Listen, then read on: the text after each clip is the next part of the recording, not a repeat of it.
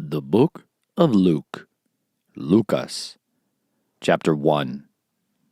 Since many have indeed taken in hand to set in order an account of the matters completely confirmed among us, as those who from the beginning were eyewitnesses and servants of the word delivered them to us, it seemed good to me as well, having followed up all these matters exactly from the beginning, to write to you an orderly account, most excellent Theophilus, that you might know the certainty of the words which you were taught. There was, in the days of Herodes, the sovereign of Yehuda, a certain priest named Zacchaeus, of the division of Abiah, and his wife was of the daughters of Aharon, and her name was Elisheba. And they were both righteous before Elohim, blamelessly walking in all the commands and righteousness of Yahuwah. And they had no child, because Elisheba was barren, and both were advanced in years. And it came to be that while he was serving as priest before Elohim in the order of his division, according to the institute of the priesthood, he was chosen by lot to burn incense when he went into the dwelling place of Yahuwah. And the entire crowd of people was praying outside at the hour of incense. And a messenger of Yahuwah appeared to him, standing on the right side of the slaughter place of incense. And when Zacchaeus saw him, he was troubled, and fear fell upon him. But the messenger said to him, "Do not be afraid, Zacchaeus, for your prayer is heard, and your wife Elisheba shall bear you a son, and you shall call his name Yochanan. And you shall have joy and gladness, and many shall rejoice at his birth. For he shall be great before Yahuwah, and shall drink no wine and strong drink at all. And he shall be filled with the set-apart spirit even from his mother's womb. And he shall turn many of the children of Israel to Yahuwah their Elohim. And he shall go before him in the spirit and power of Eliyahu, to turn the hearts of the fathers to the children, and the disobedient to the insight of the righteous, to make ready a people prepared for Yahuwah." And Zacchaeus said to the messenger, "By what shall I know this? For I am old, and my wife advanced in years." And the messenger answering said to him, "I am Gabriel, who stands in the presence of Elohim, and was sent to speak to you and announce to you this good news. But see, you shall be silent and unable to speak until the day this takes place, because you did not believe my words, which shall be filled in their appointed time." And the people waited for Zacchaeus, and marveled at his delay in the dwelling place. And when he came out, he was unable to speak to them. And they recognized that he had seen a vision in the dwelling place, for he was beckoning to them, and remained dumb. And it came to be, as soon as the days of his service were completed, he went away to his house. And after those days his wife Elisheba conceived, and she hid herself 5 months, saying, "Yahuwah has done this for me, in the days when he looked upon me, to take away my reproach among men." And in the 6th month the messenger Gabriel was sent by Elohim to a city of Galil named Nazareth, to a maiden engaged to a man whose name was Joseph, of the house of David, and the maiden's name was Miriam. And the messenger coming to her said, "Greetings, favored one. The master is with you. Blessed are you among women." But she was greatly disturbed at his word, and wondered what kind of greeting this was. And the messenger said to her, "Do not be afraid, Miriam, for you have found favor with Elohim. And see, you shall conceive in your womb, and shall give birth to a son, and call his name Yeshua. He shall be great, and shall be called the Son of the Most High. And Yahuwah Elohim shall give him the throne of his father David. And he shall reign over the house of Jacob forever, and there shall be no end to his reign." And Miriam said to the messenger, "How shall this be, since I do not know a man?" And the messenger answering said to her, "The set-apart spirit shall come upon you, and the power of the Most High shall overshadow you. And for that reason the set-apart one born of you shall be called Son of Elohim. And see, Elisheba, your relative, she has also conceived a son in her old age. And this is now the 6th month to her who was called barren, because with Elohim no matter shall be impossible. And Miriam said, See the female servant of Yahuwah, let it be according to your word.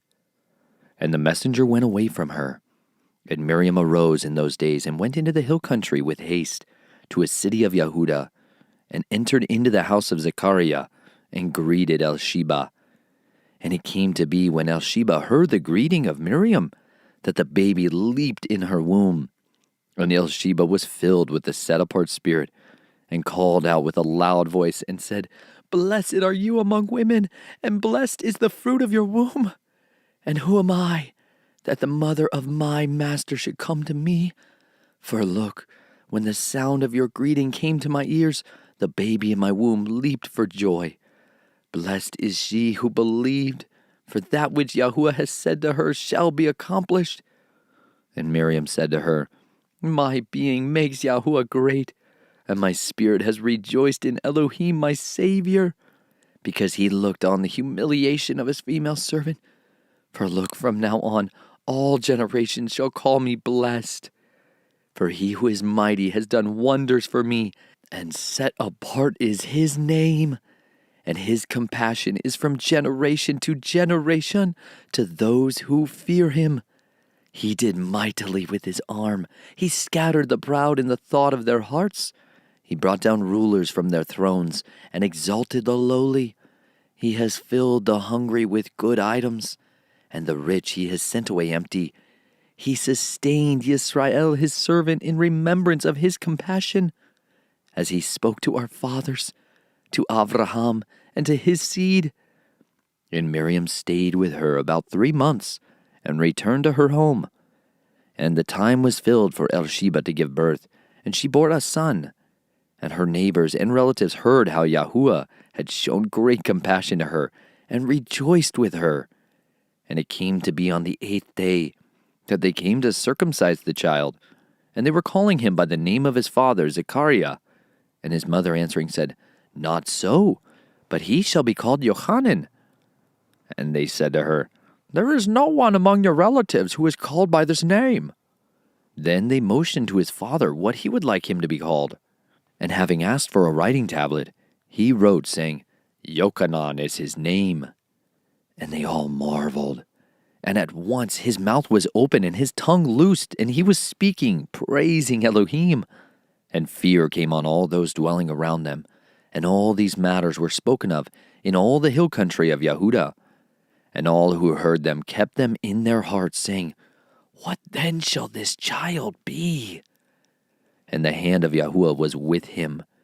And Zechariah, his father, was filled with the set-apart spirit, and prophesied, saying, Blessed be Yahuwah Elohim of Israel, for he did look upon and worked redemption for his people, and has raised up a horn of deliverance for us in the house of his servant David, as he spoke by the mouth of his set-apart prophets from of old, deliverance from our enemies, and from the hand of all those hating us, to show compassion towards our fathers, and to remember his set-apart covenant, an oath which he swore to our father Abraham, to give to us, being delivered from the hand of our enemies, to serve him without fear, in set-apartness and righteousness before him all the days of our life.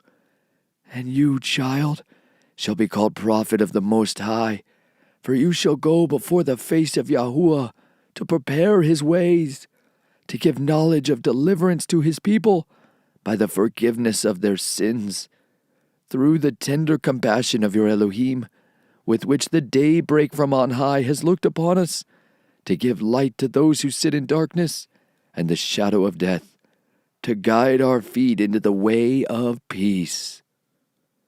And the child grew and became strong in spirit, and was in the deserts until the day of showing himself openly to Yisrael. Chapter 2. And it came to be in those days that a decree went out from Caesar Augustus for all the world to be registered. This took place as a first registration while Quirinius was governing Syria, and all were going to be registered, each one to his own city. And Joseph also went up from Galil, out of the city of Nazareth, to Yehuda, to the city of David, which is called Bethlehem, because he was of the house and lineage of David, to be registered with Miriam, who was engaged to him, being pregnant. And it came to be that while they were there, the days were filled for her to give birth. And she gave birth to her firstborn son, and wrapped him up and laid him down in a feeding trough, because there was no room for them in a lodging place. And in the same country there were shepherds living out in the fields, keeping watch over their flock by night. And look, a messenger of Yahuwah stood before them, and the esteem of Yahuwah shone around them. They were greatly afraid. And the messenger said to them, "Do not be afraid, for look, I bring you good news of great joy, which shall be to all people, because there was born to you today in the city of David a Savior, who is Messiah the Master. And this is the sign to you. You shall find a baby wrapped up, lying in a feeding trough." And suddenly there was with the messenger a crowd of the heavenly hosts praising Elohim and saying, "Esteem to Elohim in the highest, on earth peace among men with whom he is pleased." And it came to be when the messengers had gone away from them into the heaven, that the shepherds said to each other, "Indeed, let us go to Bethlehem and see this matter that has taken place, which the Master has made known to us." And they came in haste and found Miriam and Joseph and the baby lying in a feeding trough. And having seen, they made known the matter which was spoken to them concerning the child. And all those who heard marveled at what the shepherds said to them. But Miriam kept all these matters, considering them in her heart. And the shepherds returned, boasting and praising Elohim for all they had heard and seen, as it was spoken to them. And when 8 days were completed for him to be circumcised, his name was called Yeshua, the name given by the messenger before he was conceived in the womb. And when the days of her cleansing, according to the Torah of Moshe, were completed, they brought him to Jerusalem to present him to Yahuwah. And it has been written in the Torah of Yahuwah, "Every male who opens the womb shall be called set apart to Yahuwah."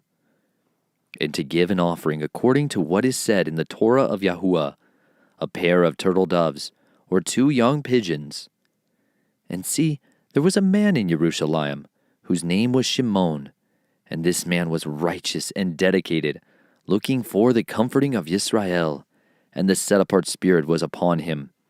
And it had been revealed to him by the set-apart Spirit that he would not see death before he sees the Messiah of Yahuwah. And he came in the Spirit into the set-apart place, and as the parents brought in the child, Yeshua, to do for him according to the usual practice of the Torah, then he took him up in his arms and blessed Elohim and said, "Now let your servant go in peace, O Master, according to your word. For my eyes have seen your deliverance, which you have prepared before the face of all the peoples, a light for the unveiling of the nations, and the esteem of your people Yisrael." And Joseph and his mother were marveling at what was said about him. And Shimon blessed them and said to Miriam his mother, "See, this one is set for a fall and rising of many in Yisrael, and for a sign spoken against. And a sword shall pierce through your own being also, so as to reveal the thoughts of many hearts." And there was Hannah, a prophetess, a daughter of Penuel, of the tribe of Asher. She was advanced in years, and had lived with a husband 7 years from her maidenhood. And she was a widow of about 84 years, who did not leave this set-apart place, but served Elohim with fastings and prayers night and day. And she, coming in at that moment, gave thanks to Yahuwah, and spoke of him to all who were waiting for redemption in Jerusalem. And when they had accomplished all matters according to the Torah of Yahuwah, they returned to Galil, to their city Nazareth. And the child grew and became strong in spirit, being filled with wisdom. And the favor of Elohim was upon him. And his parents went to Jerusalem every year at the festival of Pesach. And when he was 12 years old, they went up to Jerusalem, according to the practice of the festival. When they had accomplished the days, as they returned, The child Yeshua stayed behind in Jerusalem, and his parents did not know it. But thinking he was in the company, they went a day's journey and were seeking him among the relatives and friends. And not having found him, they returned to Jerusalem seeking him. And it came to be, after 3 days, that they found him in the set-apart place, sitting in the midst of the teachers, both listening to them and asking them questions. And all who heard him were astonished at his understanding and answers. And having seen him, they were amazed. And his mother said to him, "Son, why have you done this to us? See, your father and I have been anxiously seeking you." And he said to them, "Why were you seeking me? Did you not know that I had to be in the matters of my father?" But they did not understand the word which he spoke to them. And he went down with them and came to Nazareth, and was subject to them. But his mother kept all these matters in her heart. And Yeshua increased in wisdom and stature and in favor with Elohim and men. Chapter 3. And in the 15th year of the reign of Tiberius Caesar, when Pontius Pilate was governor of Yehuda, and Herodes, district ruler of Galil, and his brother Philip, district ruler of Yatur, and the country of Trachonitis, and Lysanias, district ruler of Abilene, Hanan, and Caiaphas being high priests, the word of Elohim came to Yochanan, the son of Zechariah, in the wilderness. And he went into all the neighborhood of the Jordan, proclaiming an immersion of repentance for the forgiveness of sins, as it has been written in the book of the words of Yeshayahu the prophet, saying, "A voice of one crying in the wilderness, prepare the way of Yahuwah, make his path straight. Every valley shall be filled, and every mountain and hill shall be made low, and the crookedness shall become straight, and the rough become smooth ways, and all flesh shall see the deliverance of Elohim." He said therefore to the crowds that came out to be immersed by him, "Brood of adders, who warned you to flee from the wrath to come? Therefore bear fruit worthy of repentance, and do not begin to say to yourselves, 'We have Abraham as our father.' For I say to you that Elohim is able to raise up children to Abraham from these stones. And even now the axe is laid to the root of the trees. Therefore every tree that does not bear good fruit is cut down and thrown into the fire." And the crowds asked him, saying, "What then shall we do?" And answering he said to them, "Let him who has 2 undergarments share with him who has none, and let him who has food do likewise." And tax collectors also came to be immersed, and said to him, "Teacher, what shall we do?" And he said to them, "Collect no more than what is appointed for you." And soldiers also asked him, saying, "And what shall we do?" And he said to them, "Do not intimidate anyone, or accuse falsely, and be satisfied with your pay." But as the people were in expectation, and all were reasoning in their hearts about Yochanan, whether he was the Messiah or not, Yochanan answered, saying to them all, "I indeed immerse you in water, but one mightier than I is coming, whose sandal straps I'm not worthy to loosen. He shall immerse you in the set-apart spirit and fire.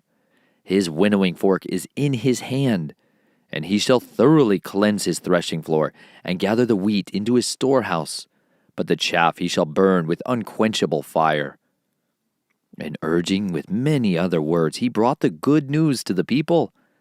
And Herodes, the district ruler, being convicted by him concerning Herodias, his brother Philip's wife, and for all the wicked deeds which Herodes did, added this also to them all: he locked up Yochanan in prison. And it came to be, when all the people were immersed, Yeshua also being immersed, and praying, the heaven was open, and the set-apart spirit descended in bodily form like a dove upon him. And a voice came from heaven, saying, "You are my Son, the beloved. In you I did delight." And when Yeshua himself began, he was about 30 years of age, being as reckoned by law, son of Joseph, of Eli, of Mattiyahu, of Levi, of Melichi, of Jonah, of Joseph, of Mattiyahu, of Amoz, of Nahum, of Cheslai, of Noga, of Ma'ath, of Mattiyahu, of Shimei, of Yosef, of Yehuda, of Yochanan, of Raphiah, of Zerubbabel, of Shealtiel, of Neri, of Melechi, of Adi, of Kosam, of Elmodam, of of Yahushua, of Eleazar, of Yorim, of Mattiyahu, of Levi, of Shimon, of Yehuda, of Yosef, of Yonam, of Eliakim, of Maleah, of Menah, of Matata, of Nathan, of David, of Yeshai, of Obed, of Boaz, of Solomon, of Nahashon, of Aminadab, of Ram, of Hetzeron, of Peretz, of Yehuda, of Jacob, of Yitzchak, of Abraham, of Terach, of Nahor, of Serug, of Reu, of Peleg, of Eber, of Shelah, of Kenan, of Arpachshad, of Shem, of Noah, of Lamech, of Methuselah, of Chanok, of Yered, of Mahalalel, of Kenan, of Enosh, of Sheth, of Adam, of Elohim. Chapter 4. And Yeshua, being filled with the set-apart Spirit, returned from the Yarden, and was led by the Spirit into the wilderness, being tried for 40 days by the devil. And in those days he did not eat at all, and afterward, when they had ended, he was hungry. And the devil said to him, If you are the Son of Elohim, command this stone to become bread. But Yeshua answered him, saying, It has been written, Man shall not live by bread alone, but by every word of Elohim. And the devil, taking him up on a high mountain, showed him all the reigns of the world in a moment of time. And the devil said to him, All this authority I shall give you, and their esteem, for it has been delivered to me, and I give it to whomever I wish. If then you worship before me, all shall be yours. And Yeshua answering him said, Get behind me, Satan, for it has been written, You shall worship Yahuwah your Elohim, and him only you shall serve. And he brought him to Jerusalem, set him on the edge of the set-apart place, and said to him, If you are the Son of Elohim, throw yourself down from here, for it has been written, He shall command his messengers concerning you to guard over you, and in their hands they shall bear you up, lest you dash your foot against a stone. And Yeshua answering said to him, It has been said, You shall not try Yahuwah your Elohim. And when the devil had ended every trial, he went away from him, until a convenient time. And Yeshua returned in the power of the Spirit to Galil, and news of him went out through all the surrounding country. And he was teaching in their congregations, being praised by all. And he came to Nazareth, where he had been brought up. And according to his practice, he went into the congregation on the Sabbath day, and stood up to read. And the scroll of the prophet Yeshayahu was handed to him. And having unrolled the scroll, he found the place where it was written, The Spirit of Yahuwah is upon me, because he has anointed me to bring the good news to the poor.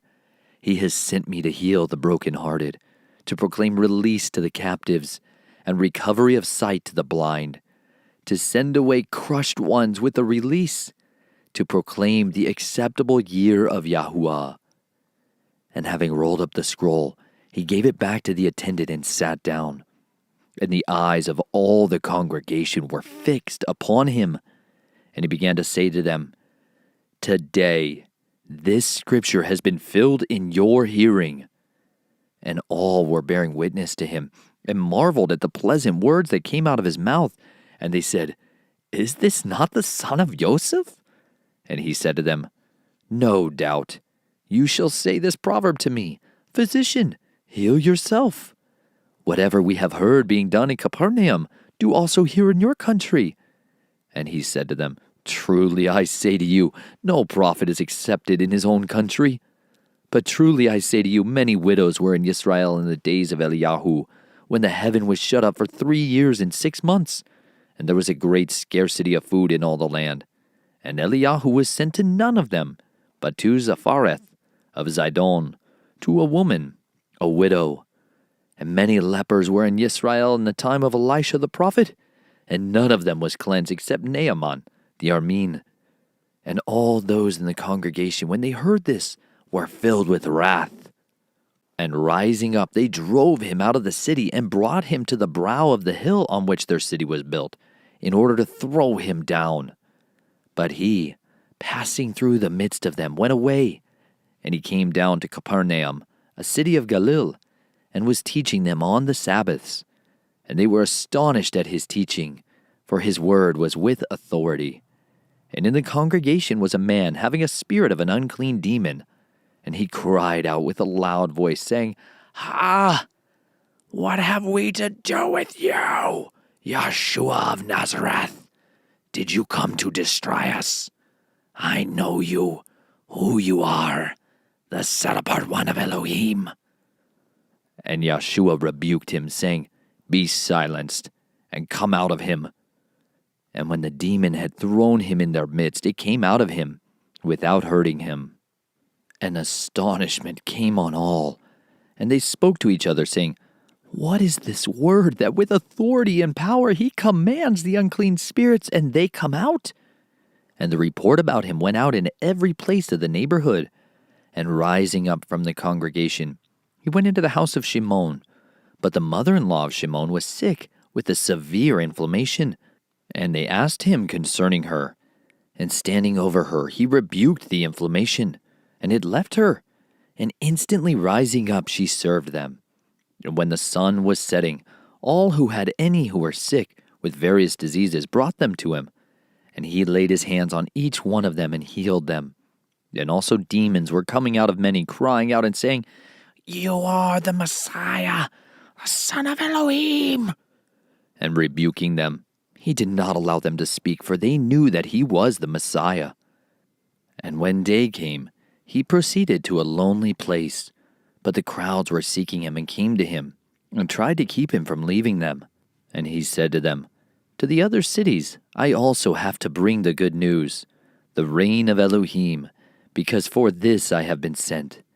And he was proclaiming in the congregations of Galil. Chapter 5. And it came to be, while the crowd was pressing upon him to hear the word of Elohim, that he stood by the lake of Gennesaret. And he saw 2 boats standing by the lake, but the fishermen had gone from them, and they were washing their nets. And entering into one of the boats which belonged to Shimon, he asked him to pull away a little from the land. And he sat down and was teaching the crowds from the boat. And when he ceased speaking, he said to Shimon, "Pull out into the deep, and let down your nets for a catch." And Shimon answering said to him, "Master, we have toiled all night, and caught none. But at your word, I shall let down the net." And when they did so, they caught a great number of fish, and their net was breaking. And they motioned to their partners in the other boat to come and help them. And they came and filled both the boats so that they were sinking. And when Shimon Kephas saw it, he fell down at the knees of Yeshua, saying, "Depart from me, for I'm a man, a sinner, O Master." For astonishment had seized him and all those with him at the catch of the fish which they took. So too were Jacob and Yochanan, the sons of Zabdi, who were partners with Shimon. Then Yeshua said to Shimon, "Do not fear. From now on you shall catch men." And having brought the boats to land, they left all and followed him. And it came to be, when he was in a certain city, that see, a man covered with leprosy saw Yeshua, and he fell on his face and begged him, saying, "Master, if you desire, you are able to cleanse me." And he stretched out his hand and touched him, saying, "I desire it. Be cleansed." And immediately the leprosy left him.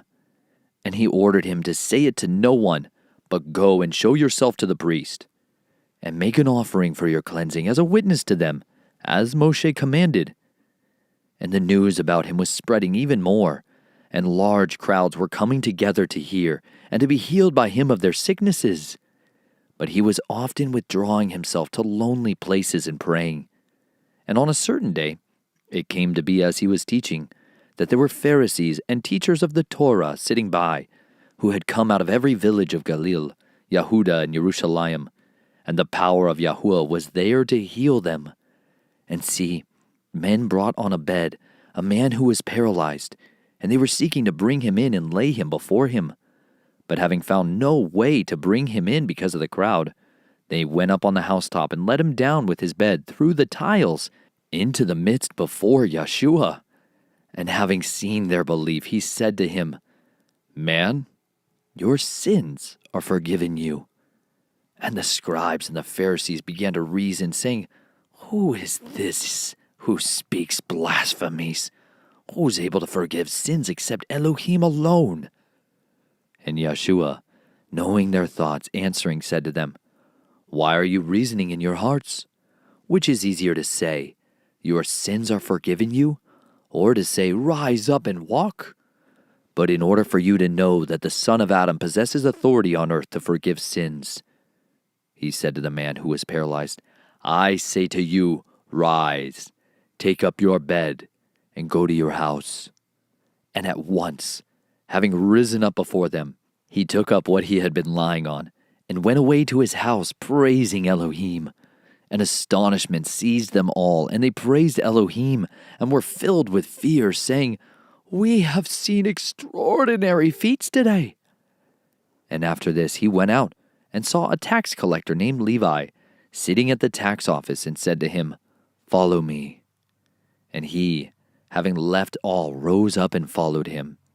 And Levi made a great feast for him in his house, and there were a great number of tax collectors and others who sat down with him. And the Pharisees and their scribes grumbled against his taught ones, saying, "Why do you eat and drink with tax collectors and sinners?" And Yeshua answering said to them, "Those who are well do not need a physician, but those who are sick. I have not come to call the righteous, but sinners to repentance." And they said to him, "Why do the taught ones of Yochanan fast often and make prayers, and likewise those of the Pharisees? But yours eat and drink." And he said to them, "Are you able to make the friends of the bridegroom fast while the bridegroom is with them? But the days shall come when the bridegroom is taken away from them. Then they shall fast in those days." And he also spoke a parable to them. "No one puts a piece from a fresh garment on an old one. Otherwise the fresh one makes a tear, and also the piece that was taken out of the fresh one does not match the old. And no one puts new wine into old wineskins. Otherwise the new wine shall burst the wineskins and run out, and the wineskins shall be ruined. But new wine is put into fresh wineskins, and both are preserved. And no one, having drunk old wine, immediately desires new wine, for he says, 'The old is better.'" Chapter 6. And it came to be on a Sabbath that he went through grain fields, and his taught ones were plucking the heads of grain and were eating, rubbing them with the hands. And some of the Pharisees said to them, "Why are you doing what is not right to do on the Sabbath?" And Yeshua answering them said, "Have you not read what David did when he was hungry, he and those who were with him? How he went into the house of Elohim, took and ate the showbread, and also gave some to those with him, which is not right for any but the priest to eat?" And he said to them, "The Son of Adam is master of the Sabbath."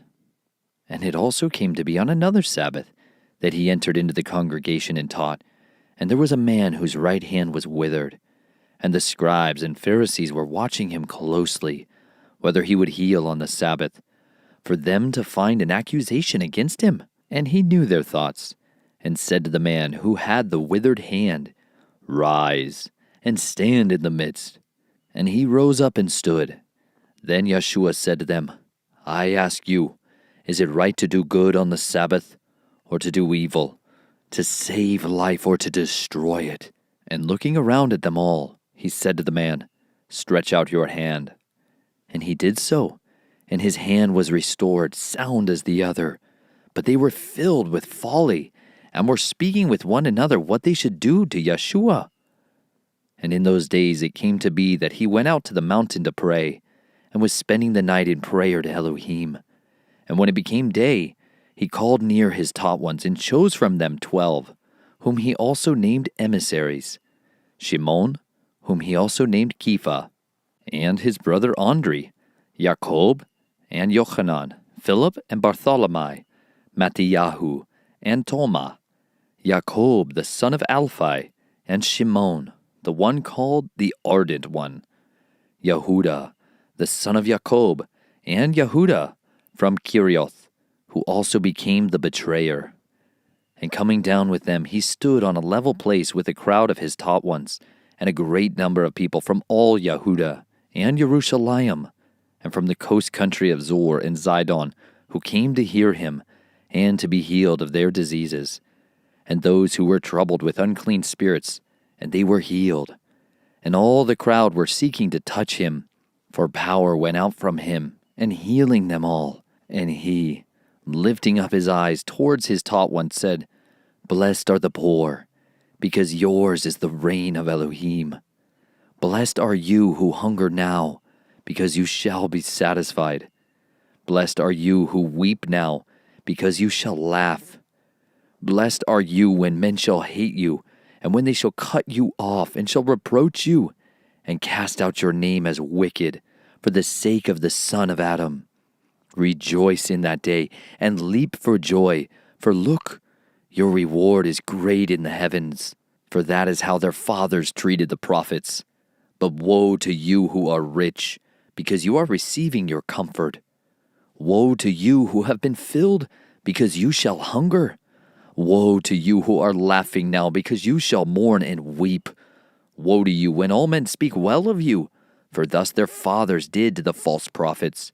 But I say to you who are hearing, love your enemies, do good to those hating you, bless those cursing you, and pray for those insulting you.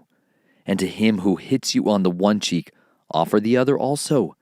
And from him who takes away your outer garment, do not withhold the inner garment either. And give to everyone who asks of you. And from him who takes away what is yours, do not ask it back. And as you wish men should do to you, you also do to them in the same way. And if you love those loving you, what favor have you? For sinners too love those loving them. And if you do good to those doing good to you, what favor have you? For even sinners do the same. And if you lend to those from whom you expect to receive back, what favor have you? For even sinners lend to sinners to receive as much back. Rather love your enemies, and do good and lend, expecting none in return. And your reward shall be great, and you shall be sons of the Most High, because he is kind to the thankless and wicked ones. Therefore be compassionate, as your Father also is compassionate. And do not judge, and you shall not be judged at all. Condemn not, and you shall not be condemned at all. Forgive, and you shall be forgiven. Give, and it shall be given to you, a good measure, pressed down and shaken together, and running over shall be put into your lap. For with which the same measure with which you measure, it shall be measured back to you. And he spoke a parable to them. Is a blind able to lead a blind? Shall they not both fall into a pit? A taught one is not above his teacher, but everyone perfected shall be like his teacher. And why do you see the splinter in your brother's eye, but are not aware of the plank in your own eye? Or how are you able to say to your brother, Brother, let me take out the splinter that is in your eye, not seeing the plank in your own eye? Hypocrite! First take the plank out of your own eye, and then you shall see clearly to take out the splinter that is in your brother's eye. For a good tree does not yield rotten fruit, nor does a rotten tree yield good fruit. For each tree is known by its own fruit. For they do not gather figs from thorns, nor do they gather grapes from a bramble bush. The good man brings forth what is good out of the good treasure of his heart, and the wicked man brings forth what is wicked out of the wicked treasure of his heart. For out of the overflow of the heart his mouth speaks. But why do you call me Master, Master, and do not do what I say? Everyone who is coming to me and is hearing my words and is doing them, I shall show you whom he is like. He is like a man building a house who dug deep and laid a foundation on the rock. And when a flood came, the stream burst against that house, but was unable to shake it, for it was founded on the rock. But the one hearing and not doing it is like a man who built a house on the earth without a foundation, against which the stream burst, and immediately it fell. And the ruin of that house was great. Chapter 7. And when he completed all his words in the hearing of the people, he went into Capernaum. And a certain captain's servant, who was valuable to him, was sick and about to die. And hearing about Yeshua, he sent elders of the Yahudim, asking him to come and heal his servant. And when they came to Yeshua, they begged him earnestly, saying, "He is worthy for you to grant this to him, for he loves our nation and has built the congregation for us." So Yeshua went with them. However, he was not far from the house when the captain sent friends to him, saying to him, "Master, do not trouble yourself, for I am not worthy that you should come under my roof. For this reason, I did not even think myself worthy to come to you. But say a word, and my servant shall be healed. For I too am a man appointed under authority, having soldiers under me. And I say to one, 'Go,' and he goes, and to another, 'Come,' and he comes, and to my servant, 'Do this,' and he does it." And when Yeshua heard this, he marveled at him and turned around and said to the crowd that followed him, "I say to you, not even in Israel have I found such great belief." And those who were sent, returning to the house, found the servant who had been sick in good health.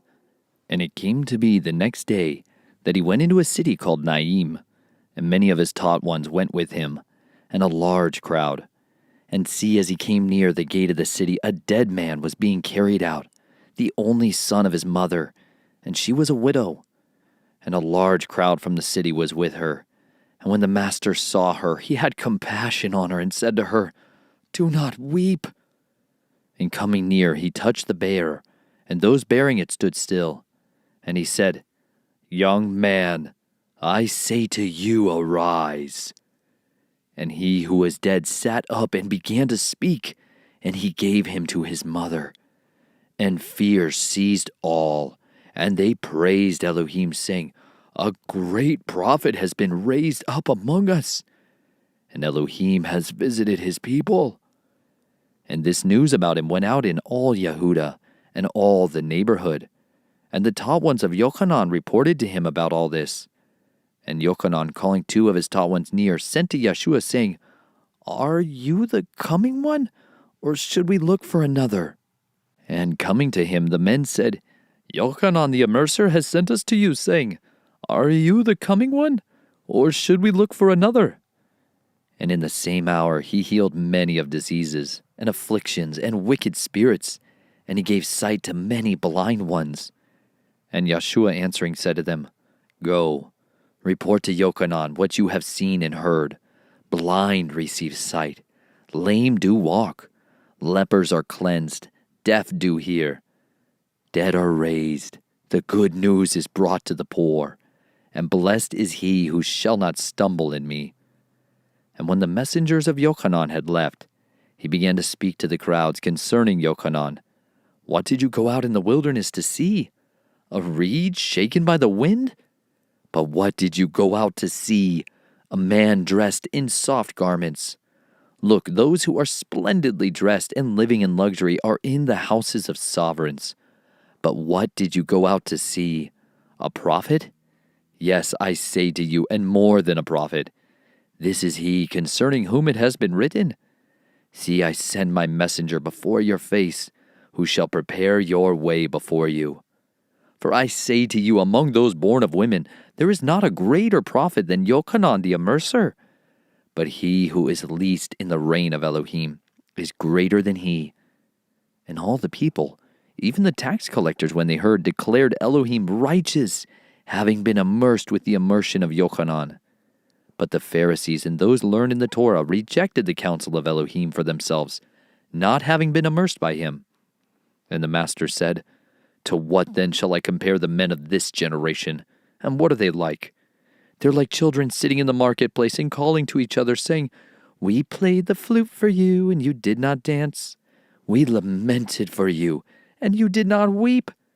For Yochanan the immerser came neither eating nor drinking wine, and you say, He has a demon.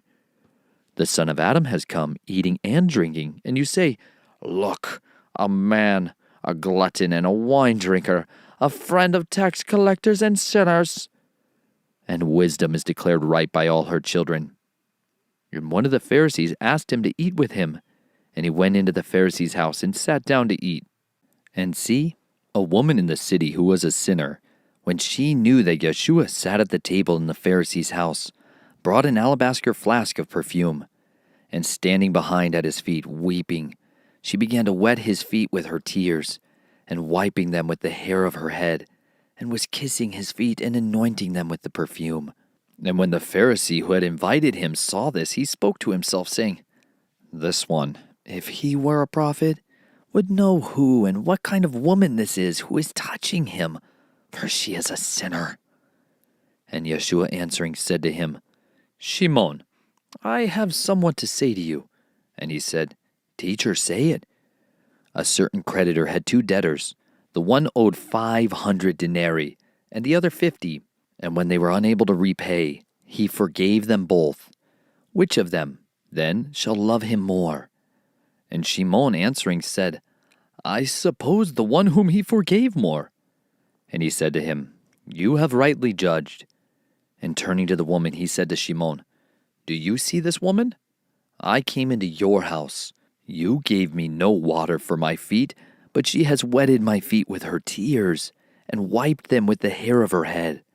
You gave me no kiss, but she has not ceased to kiss my feet since the time I came in.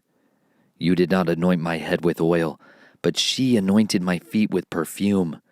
Therefore I say to you, her many sins have been forgiven, because she loved much.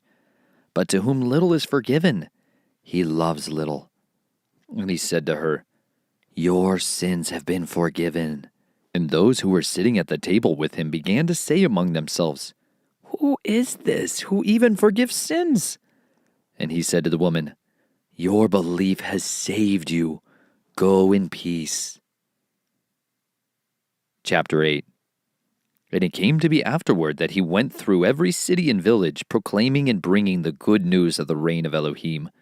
And the 12 were with him, and certain women who were healed of wicked spirits and sicknesses, Miriam, called from Magdala, out of whom had come 7 demons, and Johanna, the wife of Chuza, manager of Herodes, and Shoshana, and many others who provided for him from their resources. And when a large crowd had gathered, and those who were coming to him from every city, he spoke by a parable. A sower went out to sow his seed, and as he sowed, some indeed fell by the wayside, and it was trodden down, and the birds of the heaven devoured it. And other fell on rock, and when it grew up, it withered because it had no moisture. And other fell among thorns, and thorns grew up with it and choked it. And other fell on the good soil, and grew up, and yielded a crop 100-fold. Having said this, he cried, He who has ears to hear, let him hear. And his taught ones were asking him, saying, What does this parable mean? And he said, To you it has been given to know the secrets of the reign of Elohim, but to the rest in parables, that seeing they do not see, and hearing they do not understand. And this is the parable. The seed is the word of Elohim, and those by the wayside are the ones who hear. Then the devil comes and takes away the word from their hearts, lest having believed they should be saved. And those on the rock are those who, when they hear, receive the word with joy. And these have no root, who believe for a while, and in time of trial fall away. And that which fell among the thorns are those who, when they have heard, go out and are choked with worries and riches and pleasures of life, and bring no fruit to perfection. And that on the good soil are those who, having heard the word with a noble and good heart, retain it, and bear fruit with endurance. And no one, having lit a lamp, covers it with a vessel, or puts it under a bed, but he puts it on a lampstand, so that those coming in see the light. For whatever is hidden shall be revealed, and whatever is secret shall be known and come to light. Therefore take heed how you are, for whoever possesses, to him more shall be given, and whoever does not possess, even what he thinks he possesses, shall be taken from him. And his mother and brothers came to him, and were unable to get to him because of the crowd. And it was reported to him, saying, Your mother and your brothers are standing outside, wishing to see you. And he answering said to them, My mother and my brothers are those who are hearing the word of Elohim and doing it. And on a certain day it came to be that he entered into a boat with his taught ones, and he said to them, Let us go over to the other side of the lake. And they set out. And as they were sailing, he fell asleep. And a windstorm came down on the lake, and they were filling up, and were in danger. And they came to him and woke him up, saying, Master, Master, we are perishing. And he awoke, and rebuked the wind and the raging of the water, and they ceased, and there came a calm. And he said to them, Where is your belief? And they were afraid, and marveled, saying to one another, Who then is this, that he even commands the winds and waters, and they obey him? And they sailed to the country of the Gadarenes, which is opposite Galil. And as he went out onto the land, he was met by a certain man from the city, who had demons for a long time, and he wore no garments, and he was not living in a house, but in the tombs. And when he saw Yeshua, he cried out, fell down before him, and with a loud voice said, What have I to do with you, Yeshua, Son of the Most High Elohim? I beg you, do not torture me. For he had commanded the unclean spirit to come out of the man, for it had seized him many times. And he was bound with chains and shackles, being guarded, and breaking the bonds, he was driven by the demon into the lonely places. And Yeshua asked him, saying, What is your name? And he said, Legion. Because many demons had entered into him, and they were begging him that he would not command them to go out into the bottomless pit. And a herd of many pigs was feeding there on the mountain, and they begged him to allow them to go into them. And he allowed them. And the demons, having gone out of the man, entered into the pigs, and the herd rushed down the steep place into the lake and drowned. And when those feeding them saw what had taken place, they fled and reported it into the city and into the country. So they came out to see what had taken place, and came to Yeshua, and found the man, from whom the demons had gone out, sitting at the feet of Yeshua, dressed and in his right mind. And they were afraid. And those who had seen it reported to them how he who had been possessed by demons was healed. And all the crowd of the neighborhood of the Gadarenes asked him to leave them, for they were seized with great fear. And he entered into the boat and returned. And the man from whom the demons had gone out was begging him to be with him. But Yeshua sent him away, saying, Go back to your house, and relate what Elohim has done for you. And he went away proclaiming through all the city what Yeshua did for him. And it came to be when Yeshua returned, that the crowd gladly received him, for they were all looking for him. And see, there came a man whose name was Jairus, and he was a ruler of the congregation. And falling down at the feet of Yeshua, he was calling upon him to come to his house, because he had an only daughter about 12 years of age, and she was dying. And as he went, the crowds thronged upon him. And a woman having a flow of blood for 12 years, who, having spent all her livelihood on physicians, was unable to be healed by any, came from behind and touched the tzitzit of his garment, and immediately her flow of blood stopped. And Yeshua said, Who touched me? And when all denied it, Kepha and those with him said, Master, the crowds throng you and press upon you, and you say, Who touched me? But Yeshua said, Somebody did touch me, for I knew power went out from me. And the woman, seeing that she was not hidden, came trembling and falling down before him. She declared to him in the presence of all the people why she had touched him, and how she was healed immediately. And he said to her, "Take courage, daughter. Your belief has healed you. Go in peace." While he was still speaking, someone came from the ruler of the congregation's house, saying to him, "Your daughter is dead. Do not trouble the teacher any further." And Yeshua, having heard, answered him, saying, "Do not be afraid. Only believe, and she shall be healed." And coming into the house, he allowed no one to go in except Kepha and Jacob and Yochanan and the girl's father and mother. And they were all weeping and mourning for her. And he said, "Do not weep. She is not dead, but sleeps." And they were laughing at him, knowing that she was dead. But taking her by the hand, he called, saying, "Child, arise." And her spirit returned, and she rose up immediately. And he directed that she be given food to eat. And her parents were astonished, but he ordered them to say to no one what had taken place. Chapter 9. And having called his 12 taught ones together, he gave them power and authority over all demons, and to heal diseases. And he sent them to proclaim the reign of Elohim and to heal the sick. And he said to them, "Take no matter at all for the journey, neither staffs, nor bag, nor bread, nor silver, neither have 2 undergarments. And whatever house you enter, stay there, and go out from there. And as for those who do not receive you, when you go out of that city, shake off the dust from your feet as a witness against them."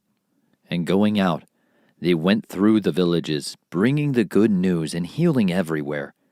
And Herodes, the district ruler, heard of all that was done by him, and was perplexed, because it was said by some that Yochanan had been raised from the dead, and by some that Eliyahu had appeared, and by others that one of the old prophets had risen up.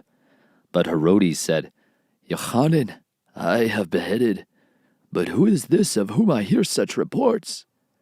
And he was seeking to see him. And the emissaries, when they had returned, related to him all that they had done. And he took them, and they withdrew by themselves to a city called Bethsaida. And when the crowds knew it, they followed him. And having received them, he was speaking to them about the reign of Elohim. And he healed those who had need of healing.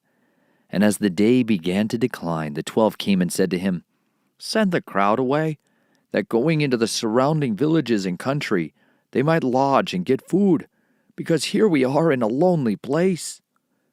And he said to them, "You give them to eat." And they said, "We have no more than 5 loaves and 2 fishes, unless we go and buy food for all these people." For there were about 5,000 men. And he said to his taught ones, "Make them sit down in groups of 50. And they did so, and made them all sit down. And taking the 5 loaves and the 2 fishes, having looked up to the heaven, he blessed and broke them, and gave them to the taught ones to set before the crowd. So they all ate and were satisfied. And 12 baskets of the broken pieces were picked up by them. And it came to be, as he was alone praying, the taught ones were with him. And he asked them, saying, "Who do the crowd say that I am?" And they answering said, "Yochanan the Immerser.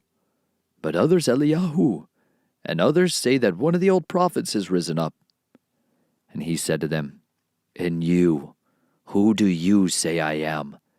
And Kepha answering said, "The Messiah of Elohim." And strictly warning them, he commanded them to say this to no one, saying, "The son of Adam has to suffer much, and to be rejected by the elders and the chief priests and the scribes, and to be killed, and to be raised the 3rd day." And he said to them all, "If anyone wishes to come after me, let him deny himself and take up his stake daily and follow me. For whoever wishes to save his life shall lose it, but whoever loses his life for my sake shall save it. For what is a man profited if he gains all the world and is himself destroyed or lost?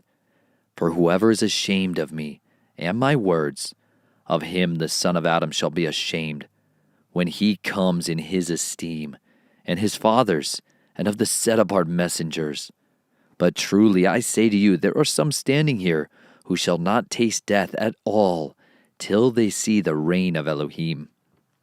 And it came to be about 8 days after these words, taking with him Kepha and Yochanan and Jacob, he went up to the mountain to pray.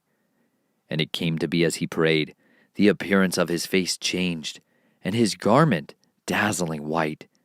And see, 2 men were talking with him, who were Moshe and Eliyahu, who having appeared in esteem spoke of his death, which he was about to complete at Jerusalem. But Kepha and those with him were heavy with sleep, and having awakened they saw his esteem and the 2 men standing with him. And it came to be as they were parting from him, Kepha said to Yeshua, Master, it is good for us to be here, and let us make 3 booths, one for you and one for Moshe, and one for Eliyahu, not knowing what he said. And as he was saying this, a cloud came and overshadowed them, and they were afraid as they entered the cloud. And a voice came out of the cloud saying, This is my Son, the Beloved. Hear him. And when the voice had spoken, Yeshua was found alone. And they were silent, and reported to no one in those days any of what they had seen. And it came to be on the next day, when they came down from the mountain, that a large crowd met him. And see, a man from the crowd cried out, saying, Teacher, I beg you, look at my son, for he is my only child. And see, a spirit seizes him, and he suddenly cries out, and it convulses him with foaming, and scarcely leaves him, bruising him. And I begged your top ones to cast it out, but they were unable. And Yeshua answering said, O generation, unbelieving and perverse, how long shall I be with you and put up with you? Bring your son here. And as he was still coming, the demon threw him down in convulsions. And Yeshua rebuked the unclean spirit, and healed the child, and gave him back to his father. And they were all amazed at the greatness of Elohim. And while all were marveling at all that Yeshua did, he said to his taught ones, Lay up in your ears these words, for the Son of Adam is about to be delivered into the hands of men. But they did not understand the saying, and it was veiled from them, so that they did not perceive it. And they were afraid to ask him about this saying. And a reasoning arose among them, who might be the greater of them. And Yeshua, having seen the reasoning of their heart, took a little child and placed him by his side, and said to them, Whoever receives this little child in my name receives me, and whoever receives me receives him who sent me. For he who is least among you all, he shall be great. And Yochanan answering said, Master, we saw someone casting out demons in your name, and we forbid him because he does not follow with us. But Yeshua said to him, Do not forbid him, for he who is not against us is for us. And it came to be, when the days of his taking up were completed, even he set his face to go to Jerusalem. And he sent messengers ahead of him, and they went and entered into a village of Shamaron to prepare for him. And they did not receive him, because his face was set for the journey to Jerusalem. And his taught ones, Jacob and Yochanan, seeing it, said, Master, do you wish us to command fire to come down from the heaven and destroy them, as also Eliyahu did?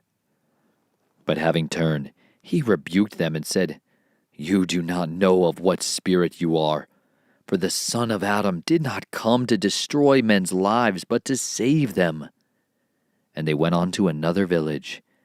And it came to be, as they journeyed on the way, that someone said to him, Master, I shall follow you wherever you go.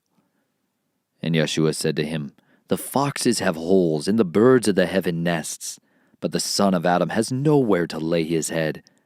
And he said to another, Follow me. But he said, Master, please let me first go and bury my father. And Yeshua said to him, Let the dead bury their own dead, but you go and announce the reign of Elohim. And another also said, Master, I shall follow you, but let me first say goodbye to those in my house. But Yeshua said to him, No one, having put his hand to the plow and looking back, is fit for the reign of Elohim. Chapter 10. And after this the master appointed 70 others, and sent them 2 by 2 ahead of him into every city and place where he himself was about to go. Then he said to them, The harvest indeed is great, but the workers are few. Therefore pray the master of the harvest to send out workers into his harvest. Go, see, I send you out as lambs into the midst of wolves. Do not take a purse, nor a bag, nor sandals, and greet no one along the way. And whatever house you enter, first say, Peace to this house. And if indeed a son of peace is there, your peace shall rest on it. And if not, it shall return to you. And stay in the same house, eating and drinking whatever with them, for the laborer is worthy of his wages. Do not move from house to house, and into whatever city you enter, and they receive you, eat whatever is placed before you, and heal the sick there, and say to them, The reign of Elohim has come near to you.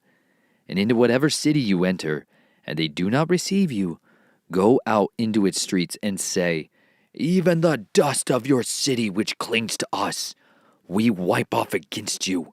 But know this, that the reign of Elohim has come near to you.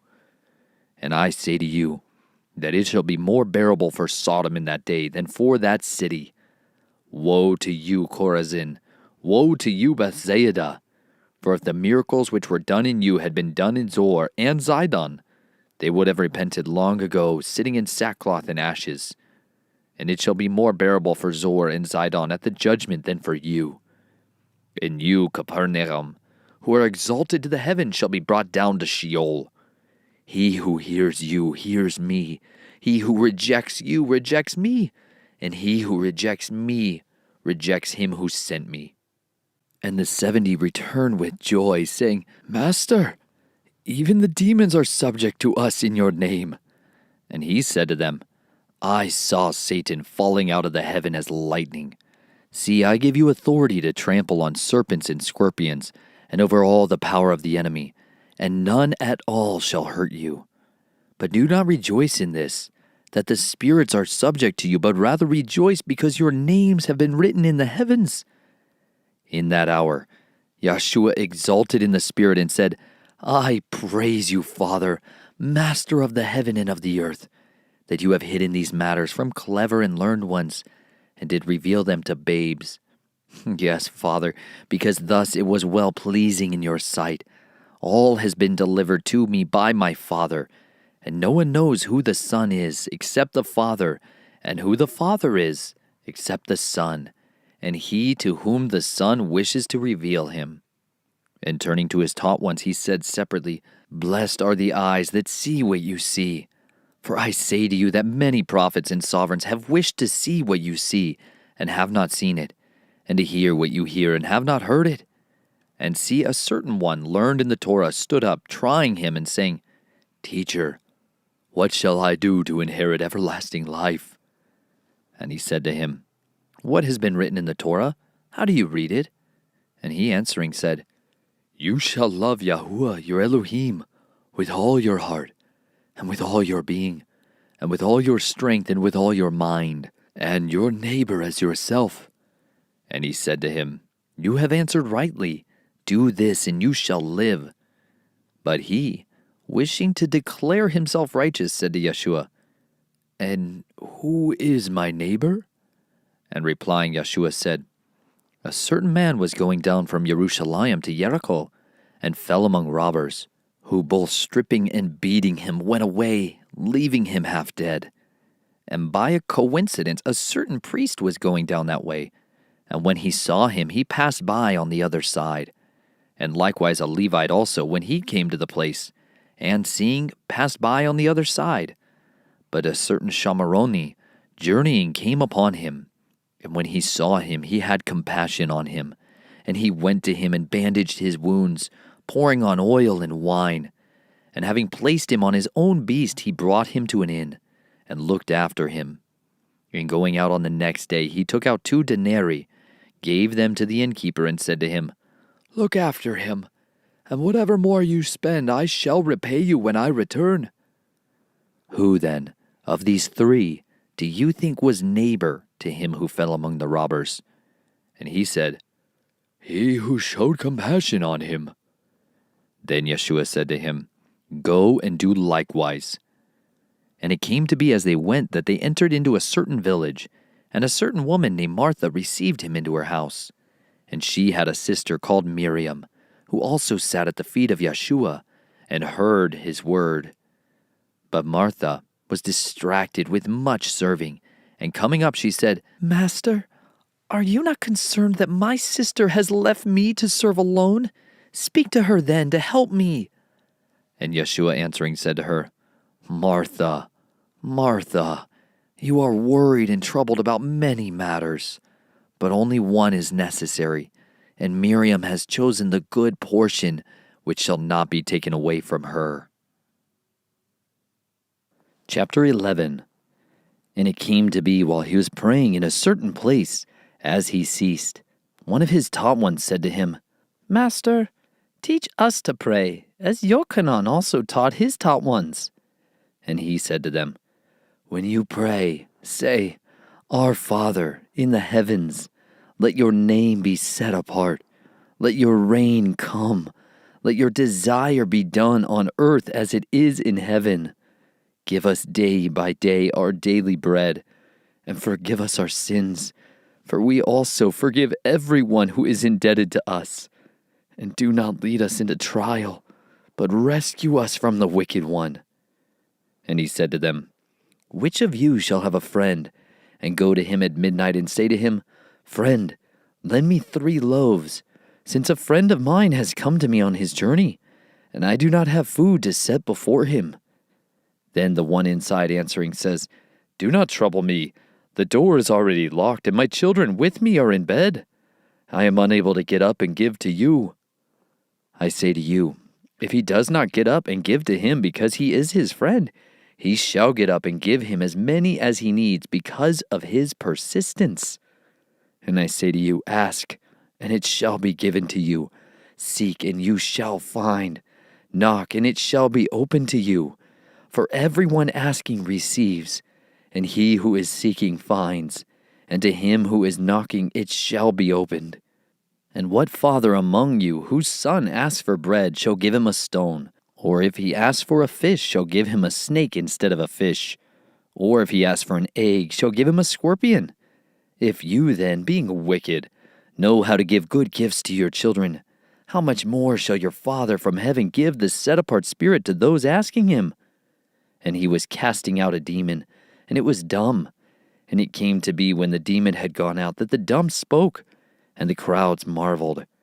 But some of them said, "He casts out demons by Beelzebul, the ruler of demons." And others, trying him, were seeking from him a sign from heaven. And he, knowing their thoughts, said to them, "Every reign divided against itself is laid waste, and a house divided against a house falls. So if Satan also is divided against himself, how shall his reign stand? Because you say, 'I cast out demons by Beelzebul.' Now if I cast out demons by Beelzebul, by whom do your sons cast them out? Because of this they shall be your judges. But if I cast out demons by the finger of Elohim, then the reign of Elohim has come upon you. When a strong man, having been well armed, watches over his own court, his possessions are in peace. But when a stronger than he comes upon him and overcomes him, he takes from him all his armor in which he trusted and divides his booty. He who is not with me is against me, and he who does not gather with me scatters. When the unclean spirit goes out of a man, he goes through dry places seeking rest, and finding none, he says, 'I shall return to my house from which I came.' And when he comes, he finds it swept and decorated. Then he goes and takes with him 7 other spirits more wicked than himself, and they enter and dwell there. And the last state of that man becomes worse than the first. And it came to be as he was saying this, a certain woman from the crowd raised her voice and said to him, 'Blessed is the womb that bore you, and the breasts which you sucked.' But he said, 'Blessed rather are those hearing the word of Elohim and watching over it.'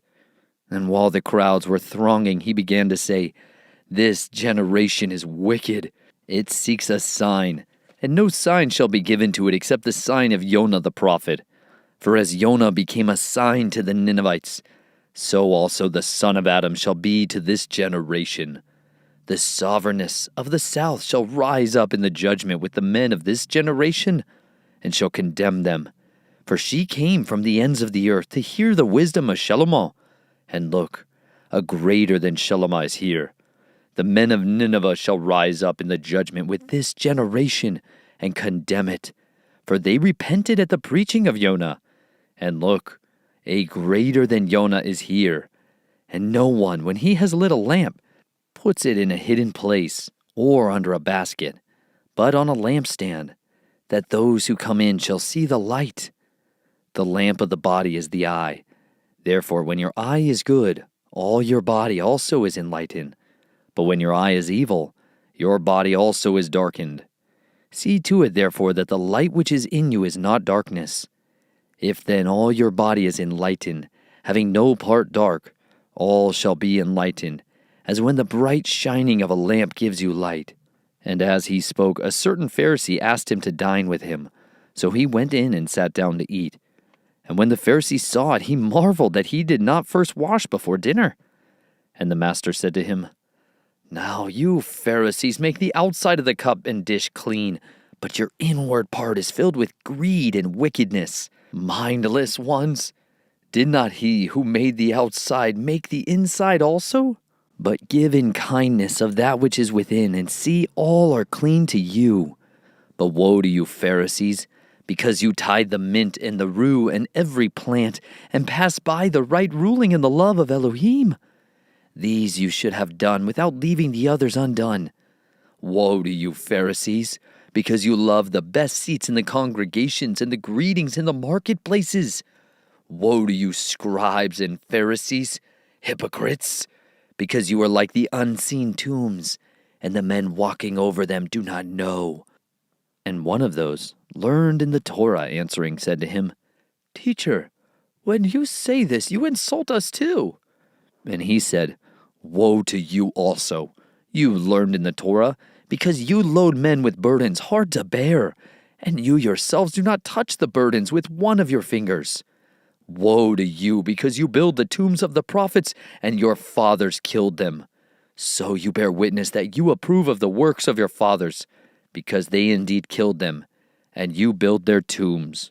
And because of this, the wisdom of Elohim said, I shall send them prophets and emissaries, and some of them they shall kill and persecute, so that the blood of all the prophets which was shed from the foundation of the world shall be required of this generation, from the blood of Habel to the blood of Zechariah, who perished between the slaughter place and the dwelling place.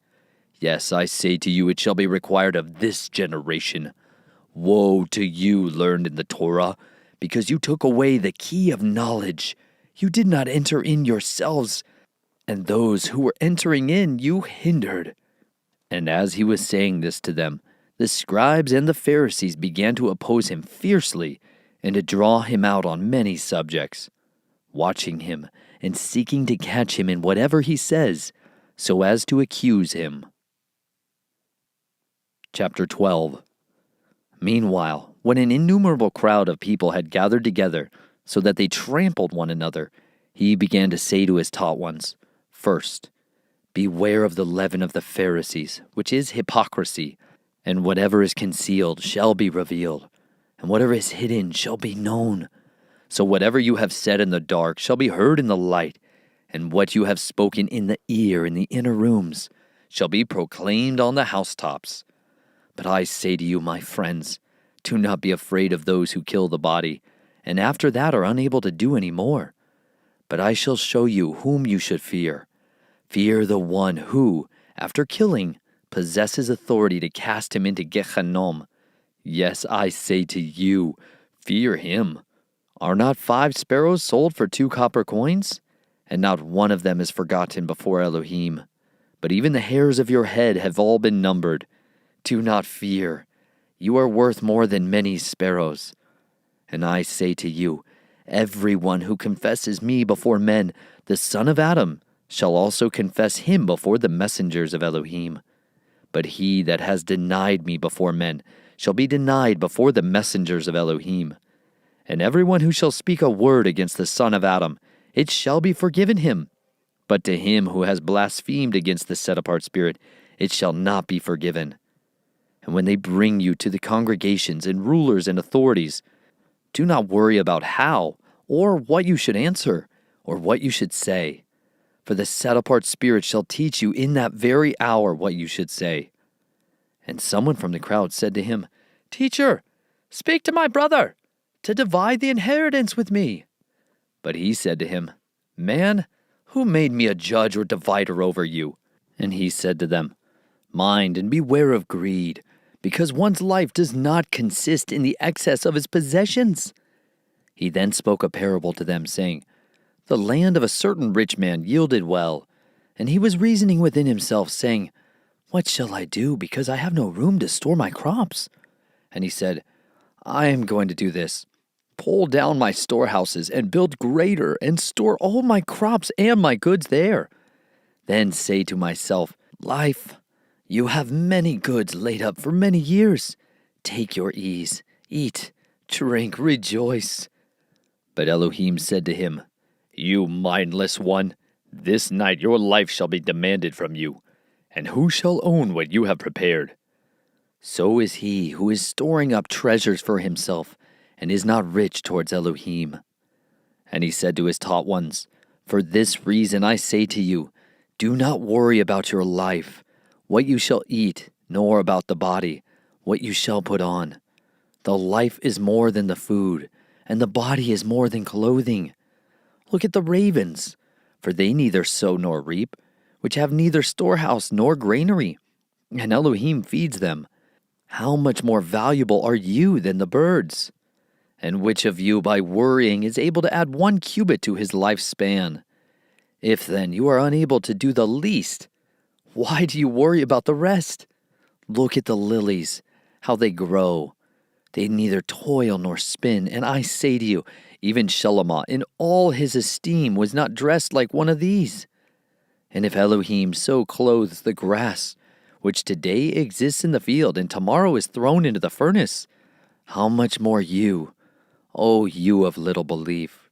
And do not seek what you shall eat or what you shall drink, and do not keep worrying, for the nations of the world seek all these, and your Father knows that you need these. But seek the reign of Elohim, and all these shall be added to you. Do not fear, little flock, because your Father did delight to give you the rain. Sell your possessions and give in kindness. Make yourself purses which do not grow old, a treasure in the heavens that does not fail, where no thief does come near, nor moth destroys. For where your treasure is, there your heart shall be also. Let your loins be girded and your lamps burning, and be like men waiting for their master, when he shall return from the wedding, that when he comes and knocks, they open to him immediately. Blessed are those servants whom the master, when he comes, shall find watching. Truly I say to you that he shall gird himself, and make them sit down to eat, and shall come and serve them. And if he comes in the second watch, or in the third watch, and find them so, blessed are those servants. And know this, that if the master of the house had known what hour the thief comes, he would have watched, and not allowed his house to be broken into. And you then be ready, for the Son of Adam is coming at an hour you do not expect. And Kepha said to him, Master, do you speak this parable to us, or also to all?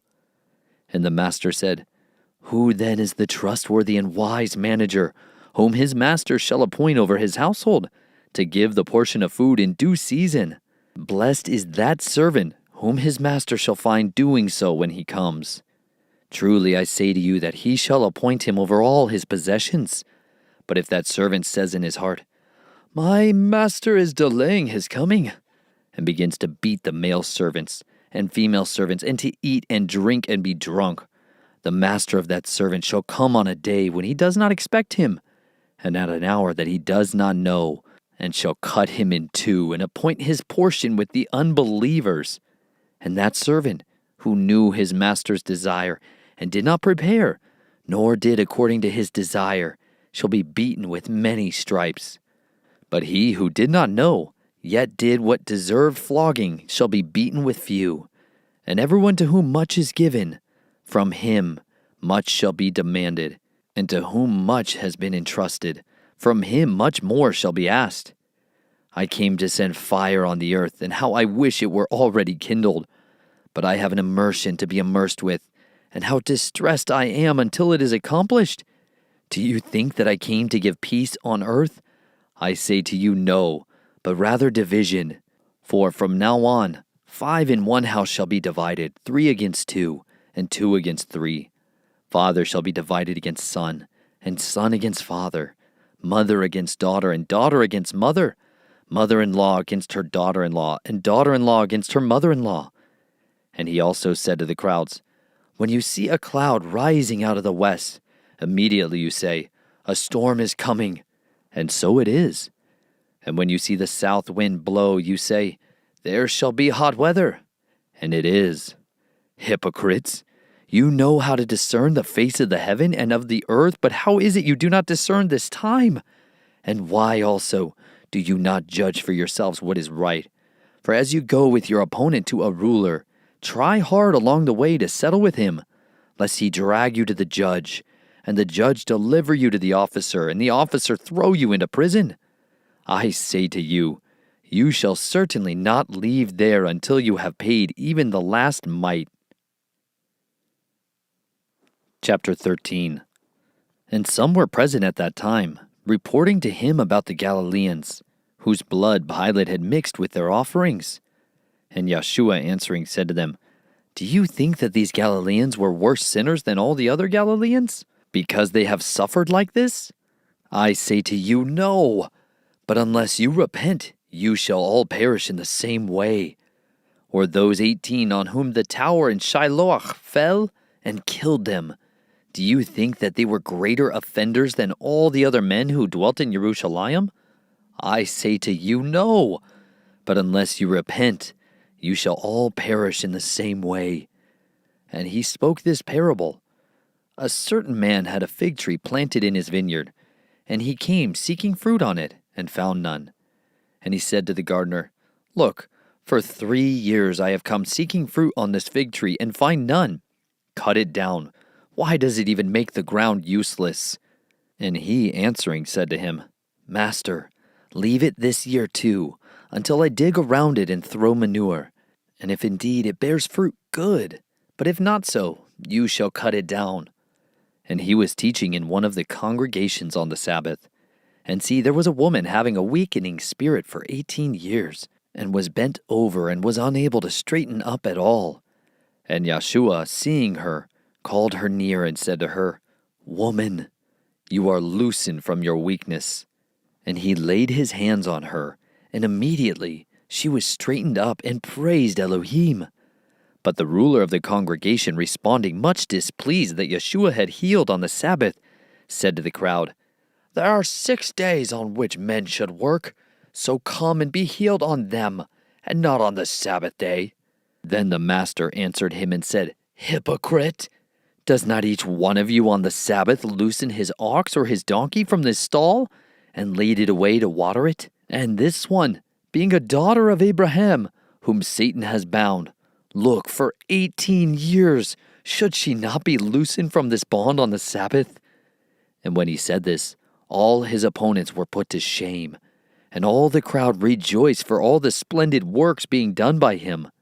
Therefore he said, What is the reign of Elohim like, and to what shall I compare it? It is like a mustard seed, which a man took and threw into his garden, and it grew and became a large tree, and the birds of the heavens nested in its branches. And again he said, To what shall I compare the reign of Elohim? It is like leaven, which a woman took and hid in 3 measures of flour until it was all leavened.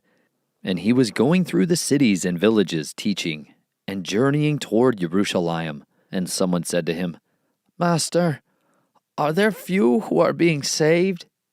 And he said to them, Strive to enter through the narrow gate, because many, I say to you, shall seek to enter in, and shall not be able. When once the master of the house has risen up and shut the door, and you begin to stand outside and knock at the door, saying, Master, Master, open for us. And he shall answer and say to you, I do not know you, where you are from. Then you shall begin to say, We ate and drank in your presence, and you taught in our streets. But he shall say, I say to you, I do not know you, where you are from. Depart from me, all you workers of unrighteousness. There shall be weeping and gnashing of teeth when you see Abraham and Yitzhak and Jacob and all the prophets in the reign of Elohim, and yourselves thrown outside. And they shall come from the east and the west, and from the north and the south, and sit down in the reign of Elohim. And see, there are last who shall be first, and there are first who shall be last. On the same day there came out certain Pharisees, saying to him, Get out, and go from here, for Herodes wishes to kill you. And he said to them, Go, say to that fox, See, I cast out demons and perform healings today and tomorrow, and the third day I shall be perfected. But I have to journey today and tomorrow and the day following, because it is not fitting for a prophet to perish outside of Jerusalem. Jerusalem, Jerusalem, killing the prophets and stoning those who are sent to her. How often I wish to gather your children together, the way a hen gathers her chickens under her wings, but you would not. See, your house is left to you laid waste. And truly I say to you, you shall by no means see me until the time comes when you say, Blessed is he who is coming in the name of Yahuwah. Chapter 14. And it came to be as he went into the house of one of the rulers of the Pharisees to eat bread on the Sabbath, that they were watching him closely. And see, there was a certain man before him suffering from dropsy. And Yeshua responding spoke to those learned in the Torah and the Pharisees, saying, Is it right to heal on the Sabbath? But they were silent. So, taking hold of him, he healed him and let him go. And to them he said, Which of you, having a donkey or an ox that has fallen into a pit, shall not immediately pull him out on the Sabbath day? And they were unable to answer him regarding these matters. And he spoke a parable to those who were invited, when he noted how they chose the best places, saying to them, When you're invited by anyone to a wedding feast, do not sit down in the best place, lest one more distinguished than you be invited by him. And he who invited you and him come and say to you, Give this one place, and then you begin with shame to take the last place. Rather, when you are invited, go and sit down in the last place, so that when he who invited you comes, he shall say to you, Friend, come up higher. Then you shall have esteem in the presence of those who sit at the table with you.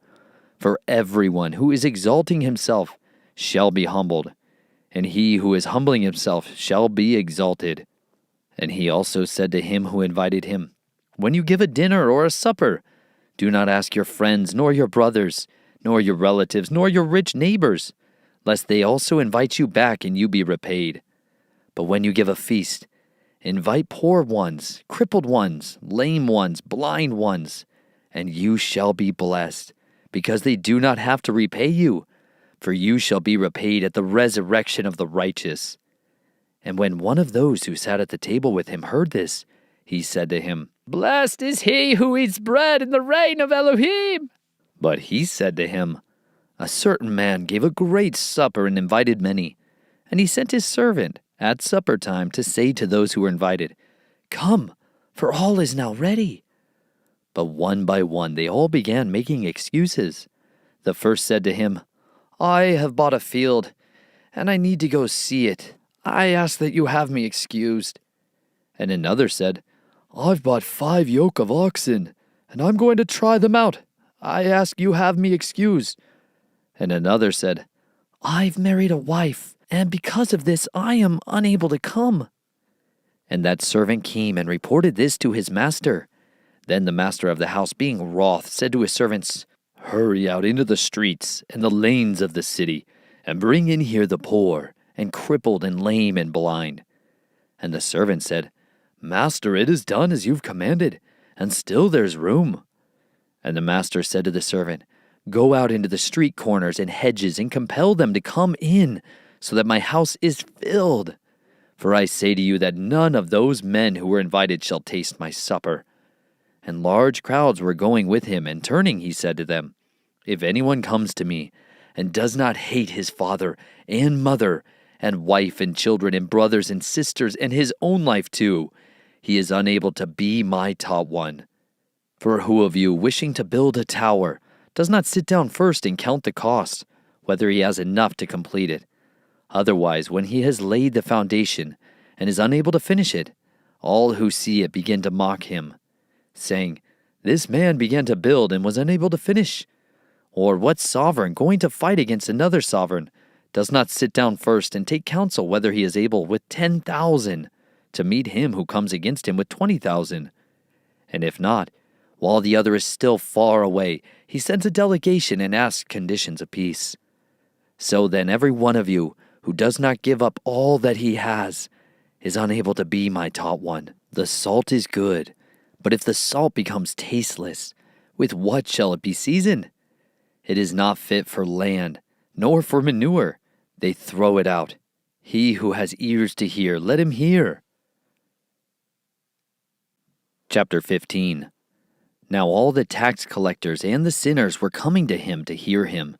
And the Pharisees and scribes grumbled, saying, "This one receives sinners and eats with them." And he spoke this parable to them, saying, "What man among you, having 100 sheep and having lost one of them, does not leave the 99 in the wilderness, and go after the one which is lost, until he finds it? And having found it, he lays it on his shoulders, rejoicing. And having come home, he calls together his friends and neighbors, saying to them, 'Rejoice with me, for I have found my sheep which was lost.'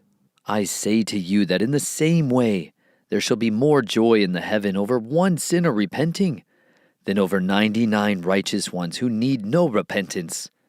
Or what woman, having 10 drachmas, if she loses 1 drachma, does not light a lamp and sweep the house and seek diligently till she finds it? And having found it, she calls friends and neighbors together, saying, 'Rejoice with me, for I have found the drachma which I lost.' I say to you, in the same way there is joy in the presence of the messengers of Elohim over one sinner repenting." And he said, "A certain man had 2 sons, and the younger of them said to his father, 'Father, give me the portion of my goods falling to me.' And he divided his livelihood between them. And not many days after, the younger son, having gathered all together, went away to a distant country, and there wasted his goods with loose living. And when he had spent all, there arose a severe scarcity of food throughout that land, and he began to be in need. And he went and joined himself to one of the citizens of that country, and he sent him to his fields to feed pigs. And he was longing to fill his stomach with the pods which the pigs were eating, and no one gave to him. But having come to himself, he said, 'How many of my father's hired servants have bread enough and to spare, and I'm perishing with hunger? Having risen, I shall go to my father and say to him, Father, I have sinned against the heaven and before you, and I'm no longer worthy to be called your son. Make me like one of your hired servants.' And having risen, he went to his father. And while he was still a long way off, his father saw him, and was moved with compassion, and ran and fell on his neck and kissed him. And the son said to him, 'Father, I've sinned against the heaven and before you, and I'm no longer worthy to be called your son.' But the father said to his servants, 'Bring out the best robe and put it on him, and put a ring on his hand and sandals on his feet, and bring the fatted calf here and slaughter it, and let us eat and rejoice. Because this son of mine was dead and is alive again. He was lost and is found.' And they began to rejoice. And his older son was in the field, and when he came and approached the house, he heard music and dancing. And having called one of the servants, he asked what this meant. And he said to him, 'Your brother has come, and your father has slaughtered the fatted calf, because he received him back in health.' And he was wroth, and would not go in. So his father came out and pleaded with him. And answering, he said to his father, 'See, these many years I have been serving you, and I have never transgressed a command of yours. But to me you've never given a young goat, so I could rejoice with my friends. But when this son of yours came, who has devoured your livelihood with whores, you slaughtered the fatted calf for him." Then he said to him, "Son, you are always with me, and all I have is yours." And we had to rejoice and be glad, for your brother was dead and is alive, and was lost and is found." And he also said to his taught ones, "There was a certain rich man who had a manager, and he was accused to him as wasting his possessions. So having called him, he said to him, 'What is this I hear about you? Give an account of your management, for you are no longer able to be manager.' And the manager said within himself, 'What shall I do? For my master is taking the managership away from me. I'm unable to dig. I'm ashamed to beg. I know what I shall do, that when I'm removed from the managership, they might receive me into their houses.' And calling every one of his master's debtors to him, he said to the first, 'How much do you owe my master?' And he said, 100 measures of oil. And he said to him, 'Take your bill and sit down quickly and write 50. Then to another he said, 'And how much do you owe?' And he said, 100 measures of wheat.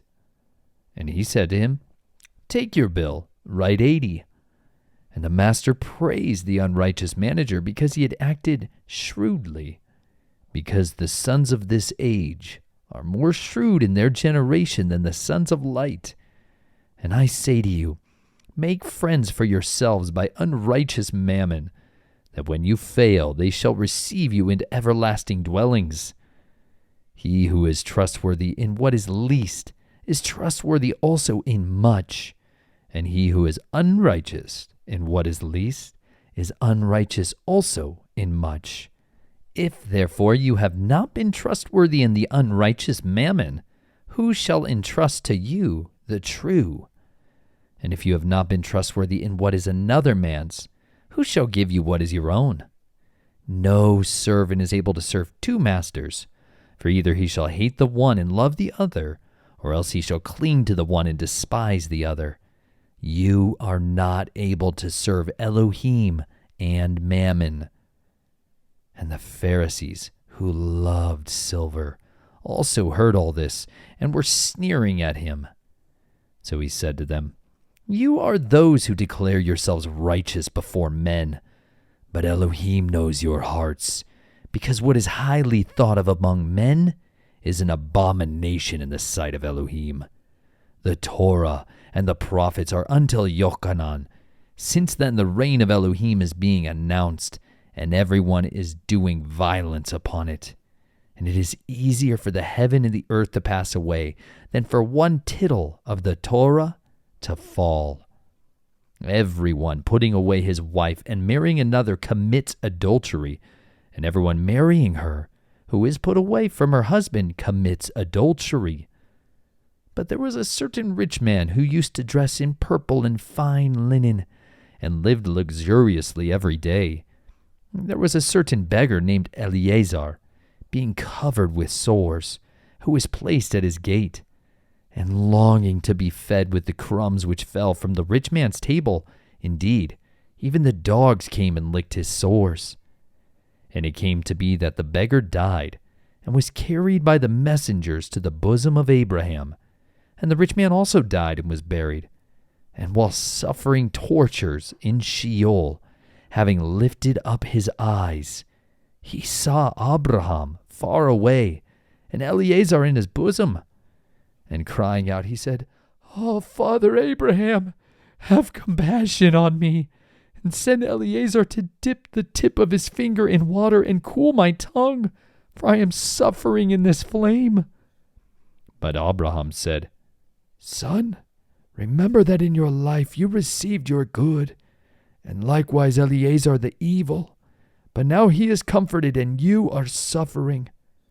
And besides all this, between us and you is a great chasm has been set, so that those who wish to pass from here to you are unable, nor do those from there pass to us." And he said, "Then I beg you, Father, that you would send him to my father's house, for I have 5 brothers. Let him warn them, lest they also come to this place of torture."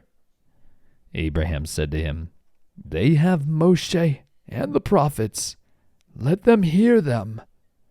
And he said, "No, Father Abraham, but if someone from the dead goes to them, they shall repent." But he said to him, "If they do not hear Moshe and the prophets, neither would they be persuaded, even if one should rise from the dead." Chapter 17. And he said to his taught ones, "It is inevitable that stumbling blocks should come, but woe to him through whom they come. It would be better for him if a millstone is put around his neck, and he were thrown into the sea, than he should cause one of these little ones to stumble. Take heed to yourselves. If your brother sins against you, rebuke him, and if he repents, forgive him. And if he sins against you 7 times in a day, and 7 times in a day comes back to you saying, 'I repent,' you shall forgive him." And the emissary said to the master, "Give us more belief." And the master said, "If you have belief as a mustard seed, you would say to this mulberry tree, 'Be pulled up by the roots and be planted in the sea,' and it would obey you. But who of you, having a servant plowing or shepherding, would say to him when he has come in from the field, 'Come immediately and sit down to eat'? But would he not rather say to him, 'Prepare somewhat for my supper, and gird yourself and serve me while I eat and drink, and afterward you shall eat and drink'? Would he thank that servant because he did what he was commanded? I think not. So also you, when you have done all that you were commanded, say, 'We are unworthy servants. We have done what was our duty to do.' And it came to be as he went to Jerusalem, that he passed through the midst of Shamaron and Galil. And as he was entering into a certain village, he was met by 10 leprous men who stood at the distance, and they lifted up their voices, saying, 'Yeshua, Master, have compassion on us.' And having seen them, he said to them, 'Go, show yourselves to the priests.' And it came to be that as they were going, they were cleansed. And one of them, when he saw that he was healed, returned, praising Elohim with a loud voice. And he fell down upon his face at his feet, giving thanks to him. And he was a Shamaroni. And Yeshua answering said, 'Were there not 10 cleansed? But where are the 9? Was no one found to return to give praise to Elohim except this foreigner?' And he said to him, 'Rise, go your way. Your belief has made you well.' And having been asked by the Pharisees when the reign of Elohim would come, he answered them and said, 'The reign of Elohim does not come with intent watching, nor shall they say, "Look here," or "Look there." For look, the reign of Elohim is in your midst.' And he said to the taught ones, 'Days shall come when you shall long to see one of the days of the Son of Adam, but you shall not see it. And they shall say to you, "Look here," or "Look there." Do not go after them, nor follow. For as the lightning that flashes out of one part under heaven shines to the other part under heaven, so also the Son of Adam shall be in his day. But first he has to suffer much and be rejected by this generation. And as it came to be in the days of Noah, so also shall it be in the days of the Son of Adam. They were eating, they were drinking, they were marrying, they were given in marriage, until the day that Noah went into the ark, and the flood came and destroyed them all. And likewise, as it came to be in the days of Lot, they were eating, they were drinking, they were buying, they were selling, they were planting, they were building. But on the day Lot went out of Sodom, it rained fire and sulfur from heaven and destroyed all. It shall be the same in the day the Son of Adam is revealed. In that day, he who shall be on the housetop, and his goods in the house, let him not come down to take them away. And likewise, the one who is in the field, let him not turn back. Remember the wife of Lot. Whoever seeks to save his life shall lose it, and whoever loses his life shall preserve it. I say to you, in that night there shall be 2 in one bed. The one shall be taken, and the other shall be left. 2 women shall be grinding together. The one shall be taken and the other shall be left. 2 shall be in the field. The one shall be taken and the other shall be left. And they answering said to him, Where, Master? And he said to them, Where the body is, there also the vultures shall be gathered together. Chapter 18. And he spoke a parable to them, that they should always pray and not lose heart, saying, In a certain city there was a certain judge, not fearing Elohim nor regarding man. And a widow was in that city, and she came to him, saying, Do right to me on my adversary. And he would not for a while. But afterward he said within himself, Even if I do not fear Elohim, nor regard man, yet because this widow troubles me, I shall do right to her, lest by her continual coming she wears me out. And the master said, Hear what the unrighteous judge said. And shall Elohim not do right by all means to his own chosen ones, who are crying out day and night to him, and being patient over them? I say to you that he shall do right to them speedily. But when the Son of Adam comes, shall he find the belief on the earth? And he also spoke this parable to some who relied on themselves, that they were righteous, and looking down on others. 2 men went up to the set-apart place to pray, the one a Pharisee, and the other a tax collector.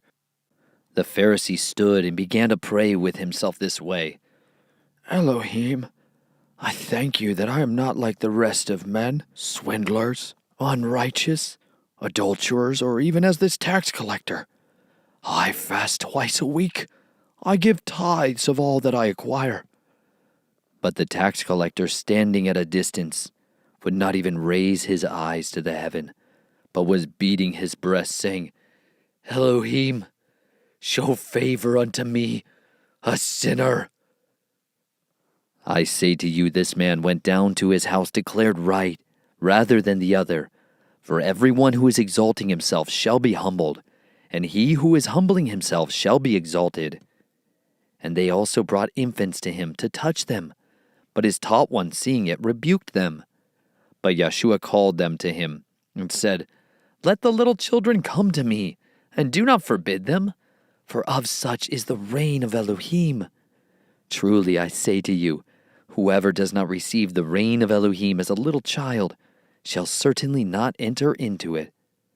And a certain ruler asked him, saying, Good teacher, what shall I do to inherit everlasting life?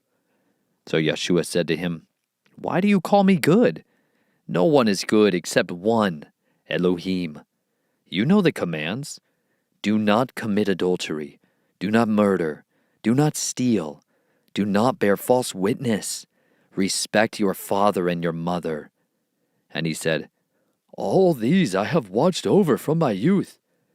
And hearing this, Yeshua said to him, Yet one you lack. Sell all that you have, and distribute to the poor, and you shall have treasure in heaven. And come, follow me. But when he heard this, he became intensely sad, for he was extremely rich. And when Yeshua saw that he became intensely sad, he said, How hard is it for those who have money to enter into the reign of Elohim? For it is easier for a camel to enter through a needle's eye than for a rich man to enter into the reign of Elohim. And those who heard it said, And who is able to be saved? And he said, What is impossible with men is possible with Elohim. And Kepha said, See, we have left all and followed you. And he said to them, Truly I say to you, there is no one who has left house or parents or brothers or wife or children for the sake of the reign of Elohim, who shall not receive many times more in this present time and in the age to come everlasting life. And taking the 12 aside, he said to them, See, we are going up to Jerusalem, and all that has been written by the prophets about the Son of Adam shall be accomplished. For he shall be delivered up to the nations, and shall be mocked and insulted and spat upon. And having flogged him, they shall kill him. And on the 3rd day he shall rise again. But they understood none of this, and this word was hidden from them, and they did not know what was being said. And it came to be that as he was coming near Jericho, that a certain blind man was sitting by the way begging, and hearing a crowd passing by, he asked what it meant. And they reported to him that Yeshua of Nazareth was passing by, and he cried out, saying, Yeshua, Son of David, have compassion on me. And those going before were rebuking him, that he should be silent. But he was crying out much more, Son of David, have compassion on me. And Yeshua stopped and commanded him to be brought to him. And when he had come near, he asked him, saying, What do you wish me to do for you? And he said, Master, to receive my sight. And Yeshua said to him, Receive your sight. Your belief has saved you. And immediately he received his sight, and he was following him, praising Elohim. And all the people seeing it gave praise to Elohim. Chapter 19. And having entered, he was passing through Jericho. And see, a man called Zacchaeus, and he was a chief tax collector, and he was rich. And he was seeking to see who Yeshua was, but was unable because of the crowd, for he was small in stature. And having run ahead, he climbed up into a sycamore tree to see him, because he was about to pass by. And as Yeshua came to the place, he looked up and saw him, and said to him, Zacchaeus, hurry, and come down, for I have to stay at your house today. And he hurried and came down and received him, rejoicing. And seeing it, they all grumbled, saying, He has gone in to stay with a man who is a sinner. But Zacchaeus stood up and said to the master, Look, master, I give half of my possessions to the poor, and if I have taken whatever from anyone by false accusation, I repay fourfold. And Yeshua said to him, Today deliverance has come to this house, since he also is a son of Abraham. For the Son of Adam has come to seek and to save what was lost. And as they were hearing this, he spoke another parable, because he was near Jerusalem. And they thought the reign of Elohim was about to be manifested straight away. He therefore said, A certain nobleman went to a distant country to receive for himself a rain and to return. And calling 10 of his servants, he gave them 10 minas, and said to them, Trade until I come. But his subjects were hating him, and sent a delegation after him to say, We do not wish this one to reign over us. And it came to be when he came back, having received the rain, that he sent for these servants to whom he had given the silver, in order to know what each had gained by trading. And the first came, saying, Master, your mina has earned 10 minas. And he said to him, Well done, good servant, because you were trustworthy in a small matter. You have authority over 10 cities. And the second came, saying, Master, your mina has earned 5 minas. And he said to him also, You be over 5 cities. And another came, saying, Master, here is your mina, which I kept laid up in a handkerchief. For I was afraid of you, because you are a hard man. You take up what you did not lay down, and reap what you did not sow. And he said to him, Out of your own mouth I shall judge you, you wicked servant.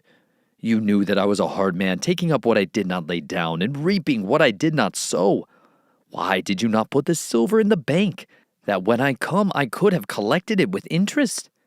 Then he said to those who stood by, Take the mina from him, and give it to him who possesses 10 minas. But they said to him, Master, he already possesses 10 minas. For I say to you, that to everyone who possesses shall be given, and from him who does not possess, even what he possesses shall be taken away from him. But those enemies of mine, who did not wish me to reign over them, bring them here and slay them before me. And having said this, he went on ahead, going up to Jerusalem. And it came to be when he came near Bethphage and Bethania, at the mountain of Olives, that he sent 2 of his taught ones, saying, Go into the village opposite you, in which, as you enter, you shall find a colt tied, on which no one has ever sat. Loosen it and bring it here. And if anyone asks you, Why do you loosen it? Then you shall say to him, because the master has need of it. And those who were sent away and found it as he had said to them. And as they were loosing the colt, the owners of it said to them, Why do you loosen the colt? And they said, The master needs it. So they brought it to Yeshua, and throwing their garments on the colt, they set Yeshua on it. And as he went, they were spreading their garments on the way. And as he was coming near, already at the descent of the Mount of Olives, the entire crowd of the taught ones began rejoicing to praise Elohim with a loud voice for all the miracles they had seen, saying, Blessed is the sovereign who is coming in the name of Yahweh. Peace in heaven and esteem in the highest. And some of the Pharisees from the crowd said to him, Teacher, rebuke your taught ones. But he answering said to them, I say to you, that if these shall be silent, the stones would cry out. And as he came near, he saw the city and wept over it, saying, If you only knew even today the matters for your peace, but now they are hidden from your eyes. Because days shall come upon you when your enemies shall build a rampart around you, and surround you, and press you on all sides, and dash you to the ground, and your children within you. And they shall not leave in you one stone upon another, because you did not know the time of your visitation. And having entered into the set-apart place, he began to drive out those selling and buying in it, saying to them, It has been written, My house is a house of prayer, but you have made it a den of robbers. And he was teaching daily in the set-apart place.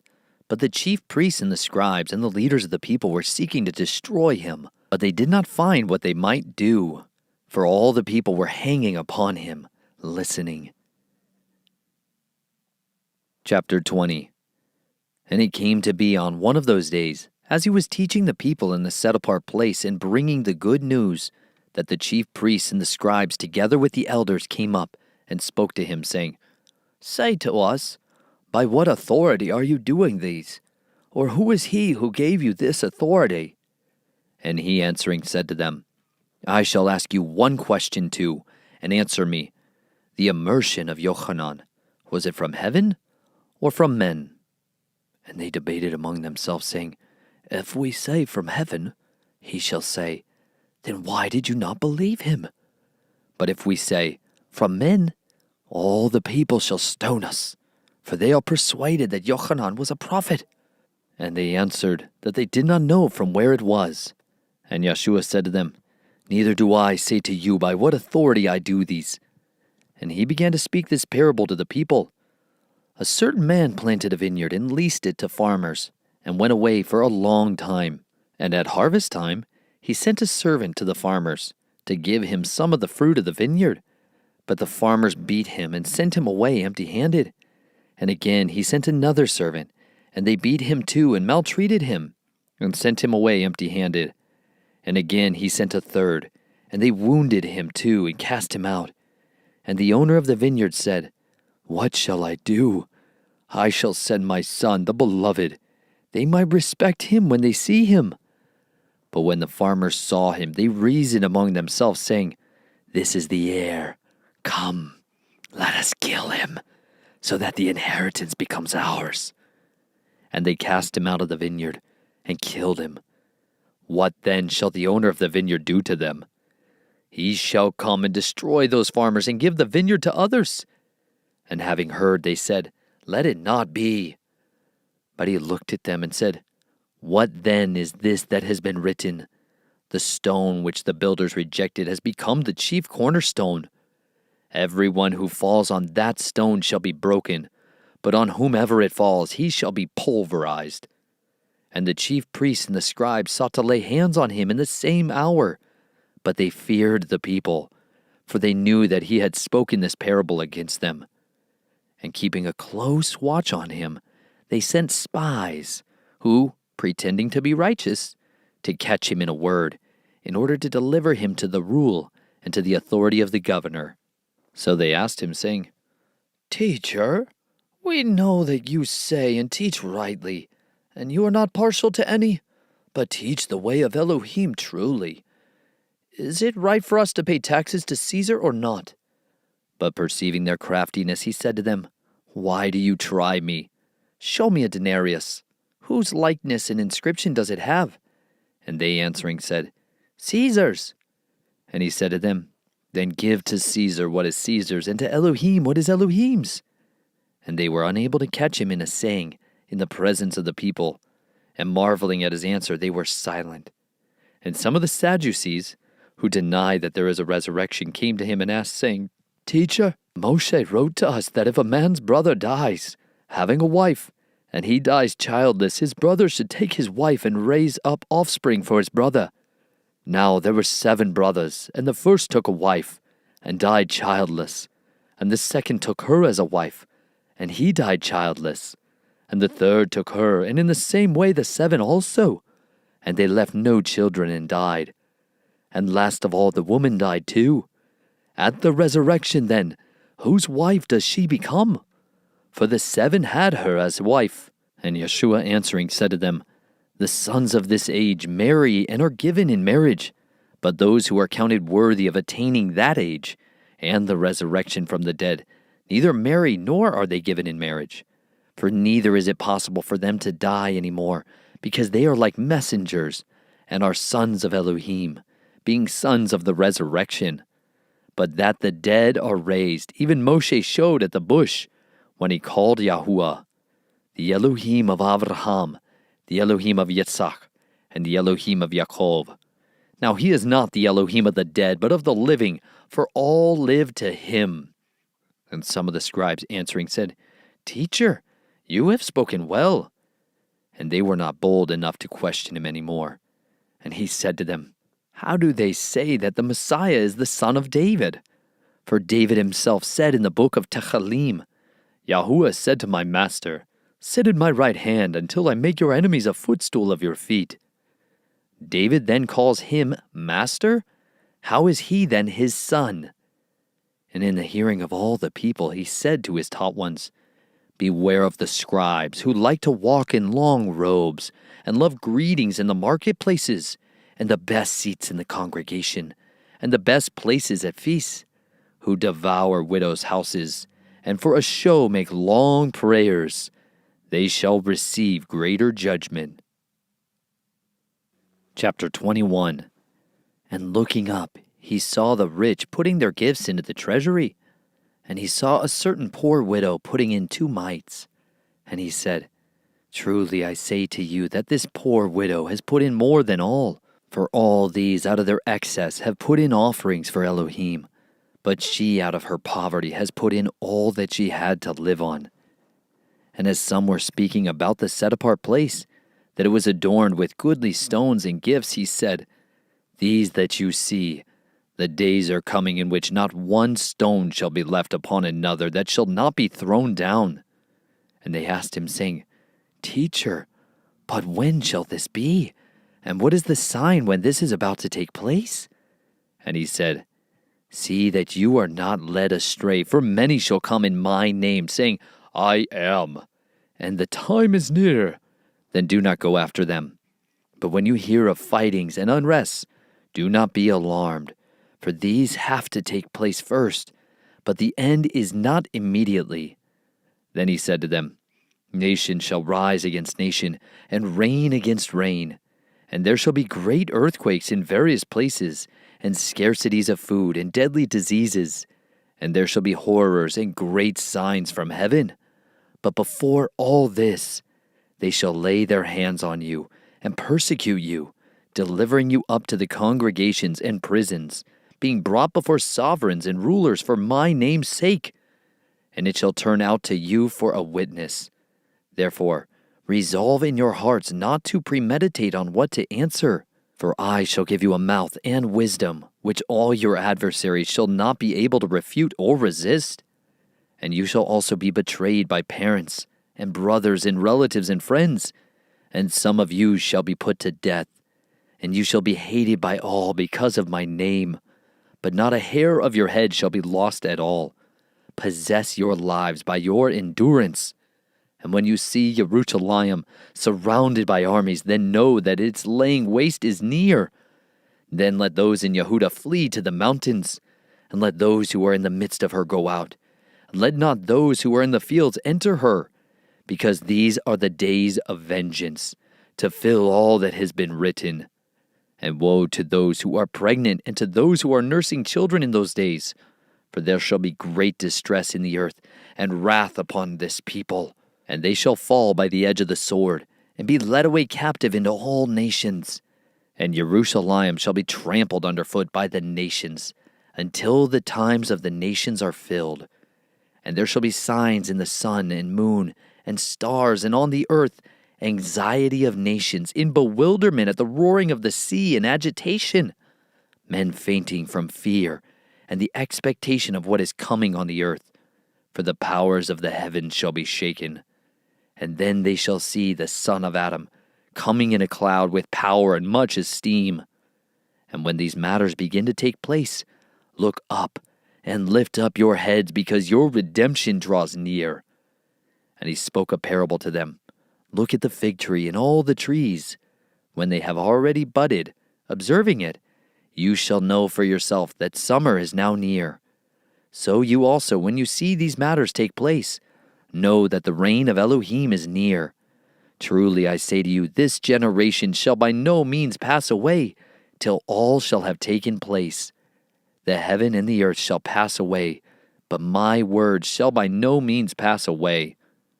And take heed to yourselves, lest your hearts be weighed down by gluttony and drunkenness, and worries of this life, and that day come on you suddenly. For it shall come as a snare on all those dwelling on the face of all the earth. Watch then at all times, and pray that you be counted worthy to escape all this about to take place, and to stand before the Son of Adam. And he was teaching in the set-apart place by day, but at night he went out and stayed on the mountain of Olives. And early in the morning all the people came to him in the set-apart place to hear him. Chapter 22. And the festival of Matzot drew near, which is called Pesach, and the chief priests and the scribes were seeking how to kill him, for they feared the people. And Satan entered into Yehuda, who was called Man from Kiriath, who was numbered among the 12. And he went and spoke with the chief priests and captains, how he might deliver him up to them. And they were glad and agreed to give him silver. And he promised and was seeking an occasion to deliver him up to them away from the crowd. And the day of unleavened bread came when the Pesach had to be slaughtered. And he sent Kepha and Yochanan, saying, Go and prepare the Pesach for us to go eat. And they said to him, Where do you wish us to prepare? And he said to them, See, as you enter into the city, a man shall meet you carrying a jar of water. Follow him into the house he enters. And you shall say to the master of the house, The teacher says to you, Where is the guest room where I might eat the Pesach with my taught ones? And he shall show you a large, furnished upper room. Prepare it there. And going, they found it as he had said to them, and they prepared the Pesach. And when the hour had come, he sat down, and the 12 emissaries with him. And he said to them, With desire I have desired to eat this Pesach with you before my suffering. For I say to you, I shall certainly not eat of it again until it is filled in the reign of Elohim. And taking the cup, giving thanks, he said, Take this and divide it among yourselves. For I say to you, I shall certainly not drink of the fruit of the vine until the reign of Elohim comes. And taking bread, giving thanks, he broke it and gave it to them, saying, This is my body, which is given for you. Do this in remembrance of me. Likewise the cup also after supper, saying, This cup is the renewed covenant in my blood, which is shed for you. But see, the hand of him delivering me up is with me on the table. For indeed the Son of Adam goes as it has been decreed. But woe to that man by whom he is delivered up. And they began to ask among themselves, which of them it could be who was about to do this. And there also took place a dispute among them as to which of them seemed to be greater. And he said to them, The sovereigns of the nations rule over them, and those who control them are called workers of good. But not so with you.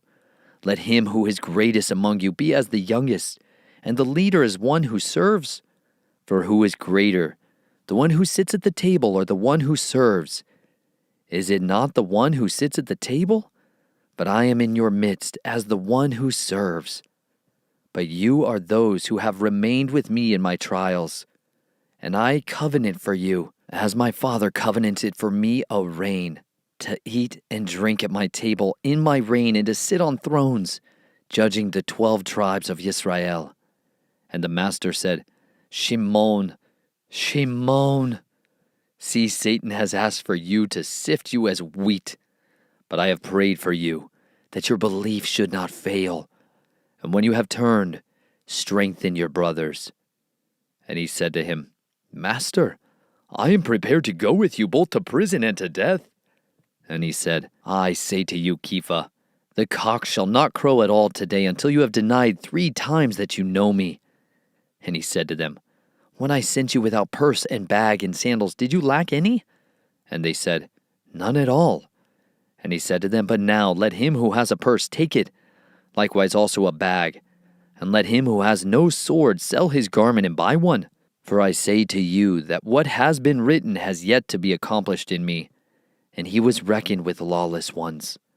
For that which refers to me has an end too. And they said, Master, look, here are 2 swords. But he said to them, That is enough. And coming out, he went to the Mount of Olives, according to usage, and his taught ones also followed him. And coming to the place, he said to them, Pray that you do not enter into trial. And he withdrew from them about a stone's throw, and falling on his knees, he was praying, saying, Father, if it be your counsel, remove this cup from me. Yet not my desire, but let yours be done. And there appeared a messenger from heaven to him, strengthening him. And being in agony, he was praying more earnestly, and his sweat became like great drops of blood falling down to the ground. And rising up from prayer, and coming to his taught ones, he found them sleeping from grief. And he said to them, Why do you sleep? Rise and pray, lest you enter into trial. And while he was still speaking, see, a crowd, and he who was called Yehuda, one of the 12, was going before them, and came near to Yeshua to kiss him. And Yeshua said to him, Yehuda, do you deliver up the son of Adam with a kiss? And those around him, seeing what was about to take place, said to him, Master, shall we strike with the sword? And one of them struck the servant of the high priest and cut off his right ear. But Yeshua answering said, Allow it this far. And touching his ear, he healed him. And Yeshua said to those who have come against him, the chief priests and captains of the set-apart place and the elders, Have you come out as against a robber with swords and clubs? While I was with you daily in the set-apart place, you did not lay hands on me. But this is your hour, and the authority of darkness. And having seized him, they led him and brought him to the house of the high priest. And Kepha was following at a distance. And when they had lit a fire in the midst of the courtyard and sat down together, Kepha sat among them. And a certain servant girl, seeing him, said, as he sat by the fire, looked intently at him and said, And this one was with him. But he denied him, saying, Woman, I do not know him. And after a little while another saw him and said, You are one of them too. But Kepha said, Man, I am not. And about an hour later another insisted, saying, Truly this one was with him too, for he is a Galilean too. But Kepha said, Man, I do not know what you are saying. And immediately, while he was still speaking, a cock crowed. And the master turned and looked at Kepha. And Kepha remembered the word of the master, how he had said to him, Before a cock crows, you shall deny me 3 times. And Kepha went out and wept bitterly. And the men who were holding Yeshua were mocking him, beating him, and having blindfolded him, they were striking him on the face, and were asking him, saying, Prophesy, who is it that struck you? And they said to him much more, blaspheming. And when it became day, the elders of the people, both chief priests and scribes, came together, and they led him into their council, saying, If you are the Messiah, say it to us. And he said to them, If I say to you, you would not believe it at all. And if I asked you, you would not answer me at all. From now on, the Son of Adam shall sit on the right hand of the power of Elohim." And they all said, "Are you then the Son of Elohim?" And he said to them, "You say that I am." And they said, "Why do we need further witness? For we heard it ourselves from his mouth." Chapter 23. And the entire assembly of them, having risen up, led him to Pilate, and began to accuse him, saying, "We found this one perverting the nation and forbidding to pay taxes to Caesar, saying that he himself is Messiah, a sovereign." And Pilate asked him, saying, "Are you the sovereign of the Yahudim?" And answering him, he said, "You say it." And Pilate said to the chief priests and the crowd, "I find no guilt in this man." But they were insisting, saying, "He stirs up the people, teaching through all Yehuda, beginning from Galil unto this place." And when Pilate heard of Galil, he asked if the man were a Galilean. And when he learned that he was under the authority of Herodes, he sent him to Herodes, who was also in Jerusalem in those days. And seeing Yeshua, Herodes rejoiced greatly. For a long time he had wished to see him, because he had heard much about him, and was anticipating to see some miracle done by him, and was questioning him with many words. But he gave him no answer. And the chief priests and the scribes stood accusing him intensely.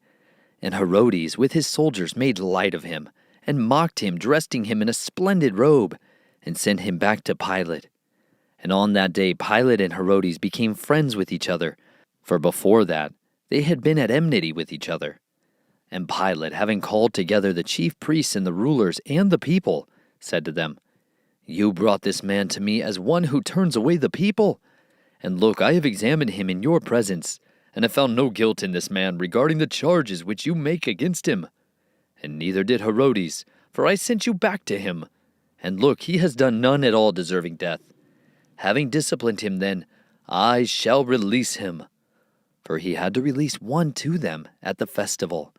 And they cried out all together, saying, "Away with this one, and release to us Barabbas," who had been thrown into prison for a certain uprising made in the city, and for murder.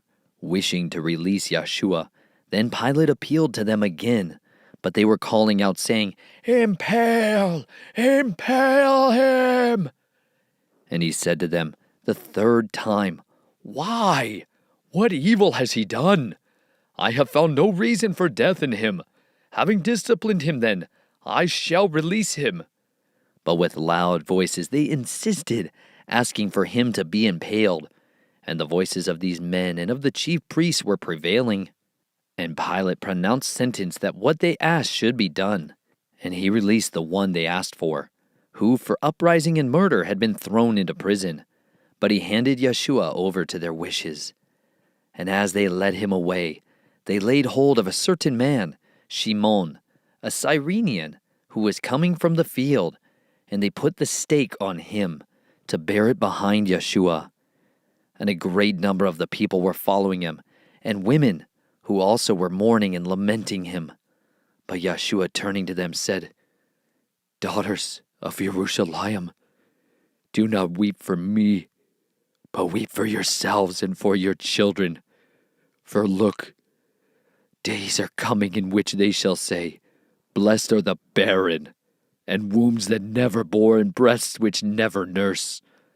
Then they shall begin to say to the mountains, 'Fall on us,' and to the hills, 'Cover us.'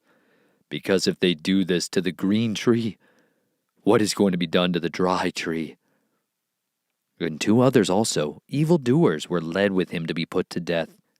And when they had come to the place called Golgotha, they impaled him there, and the evildoers, one on the right and the other on the left. And Yeshua said, "Father, forgive them, for they do not know what they do." And they divided his garments and cast lots. And the people were standing looking on, and the rulers also were sneering with them, saying, "He saved others, let him save himself, if he is the Messiah, the chosen of Elohim." And the soldiers were mocking him too, coming and offering him sour wine, and saying, "If you are the sovereign of the Yahudim, save yourself." And there was also an inscription written over him in letters of Greek and Roman and Hebrew, "This is the sovereign of the Yahudim." And one of the evildoers who were hanged was speaking evil of him, saying, "If you are the Messiah, save yourself and us." But the other responding rebuked him, saying, "Do you not even fear Elohim, since you are under the same judgment? And we, indeed, rightly so, for we received the due reward of our deeds. But this one has done no wrong." And he said to Yeshua, "Master, remember me when you come into your reign." And Yeshua said to him, "Truly I say to you, today you shall be with me in paradise." And it was now about the 6th hour, and darkness came over all the land until the 9th hour. And the sun was darkened, and the veil of the dwelling place was torn in two. And crying out with a loud voice, Yeshua said, "Father, into your hands I commit my spirit." And having said this, he breathed his last. And the captain, seeing what took place, praised Elohim, saying, "Truly this man was righteous." And when all the crowds who had gathered to that sight saw what took place, they beat their breasts and went away. And all those who knew him, and the woman who followed him from Galil, stood at a distance watching this. And see, a man named Yosef, a council member, a good and righteous man. He was not agreeing with their counsel indeed, for Romathaim, a city of the Yahudim, who himself was also waiting for the reign of Elohim. He, going to Pilate, asked for the body of Yeshua, and taking it down, he wrapped it in linen, and laid it in a tomb hewn out of the rock, where no one was yet laid. And it was preparation day, and the Sabbath was approaching. And the women who had come with him from Galil followed after, and saw the tomb, and how his body was laid. And having returned, they prepared spices and perfumes, and they rested on the Sabbath, according to the command. Chapter 24. But on day 1 of the week, at early dawn, they came to the tomb, bringing the spices which they had prepared. And they found the stone rolled away from the tomb. And having entered, they did not find the body of the Master Yeshua. And it came to be, as they were perplexed about this, that see, 2 men stood by them in glittering garments. And being frightened and bowing their faces to the earth, these said to them, "Why do you seek the living among the dead? He is not here, but has been raised up. Remember how he spoke to you when he was still in Galil, saying the Son of Adam has to be delivered into the hands of sinners, and be impaled, and the 3rd day rise again." And they remembered his words. And having returned from the tomb, they reported all this to the 11 and to all the rest.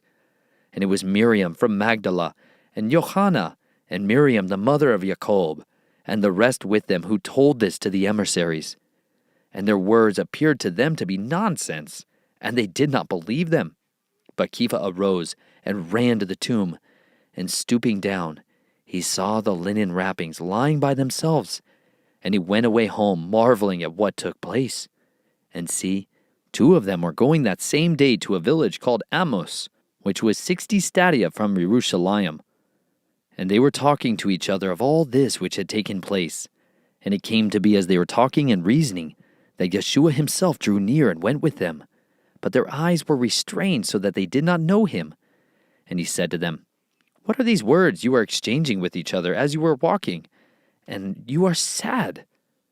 And the one whose name was Cleophas, answering, said to him, "Are you the lone visitor in Jerusalem, who does not know what took place in these days?" And he said to them, "What?" And they said to him, "Concerning Yeshua of Nazareth, who was a prophet, mighty indeed, and word before Elohim and all the people, and how the chief priests and our rulers delivered him to be condemned to death and impaled him. We, however, were expecting that he was he who was going to redeem Israel. But besides all this, today is the 3rd day since these matters took place. But certain women of ours who arrived at the tomb early also astonished us. When they did not find his body, they came saying that they had also seen a vision of messengers who said he was alive.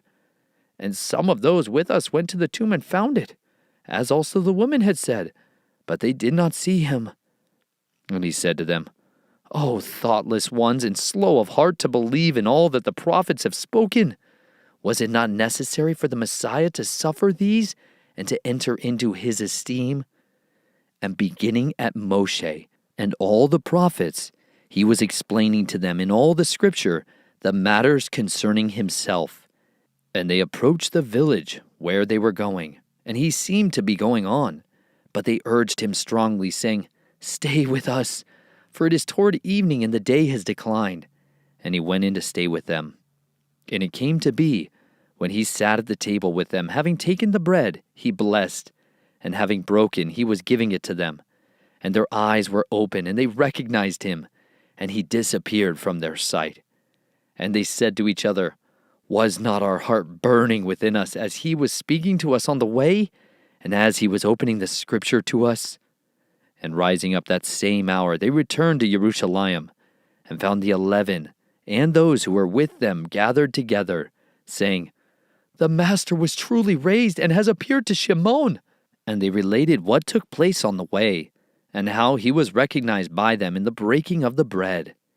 And as they were saying this, Yeshua himself stood in the midst of them and said to them, Peace to you.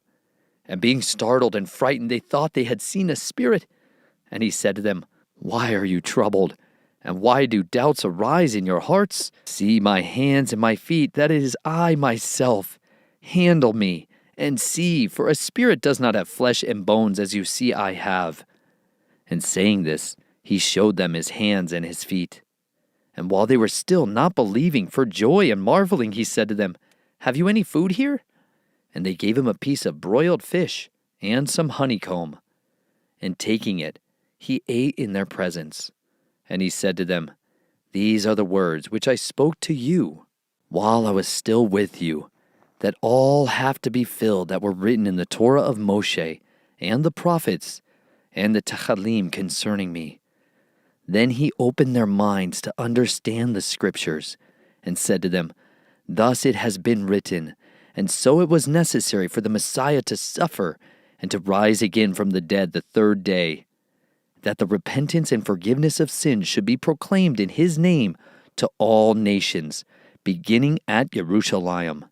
And you are witnesses of these matters. And see, I am sending the promise of my Father upon you, but you are to remain in the city of Jerusalem until you are clothed with power from on high. And he led them out as far as Bethaniah, and lifting up his hands, he blessed them. And it came to be, while he was blessing them, that he was parted from them, and was taken up into the heaven. And they, having bowed down to him, returned to Jerusalem with great joy, and were continually in the set-apart place, praising and blessing Elohim. Amen.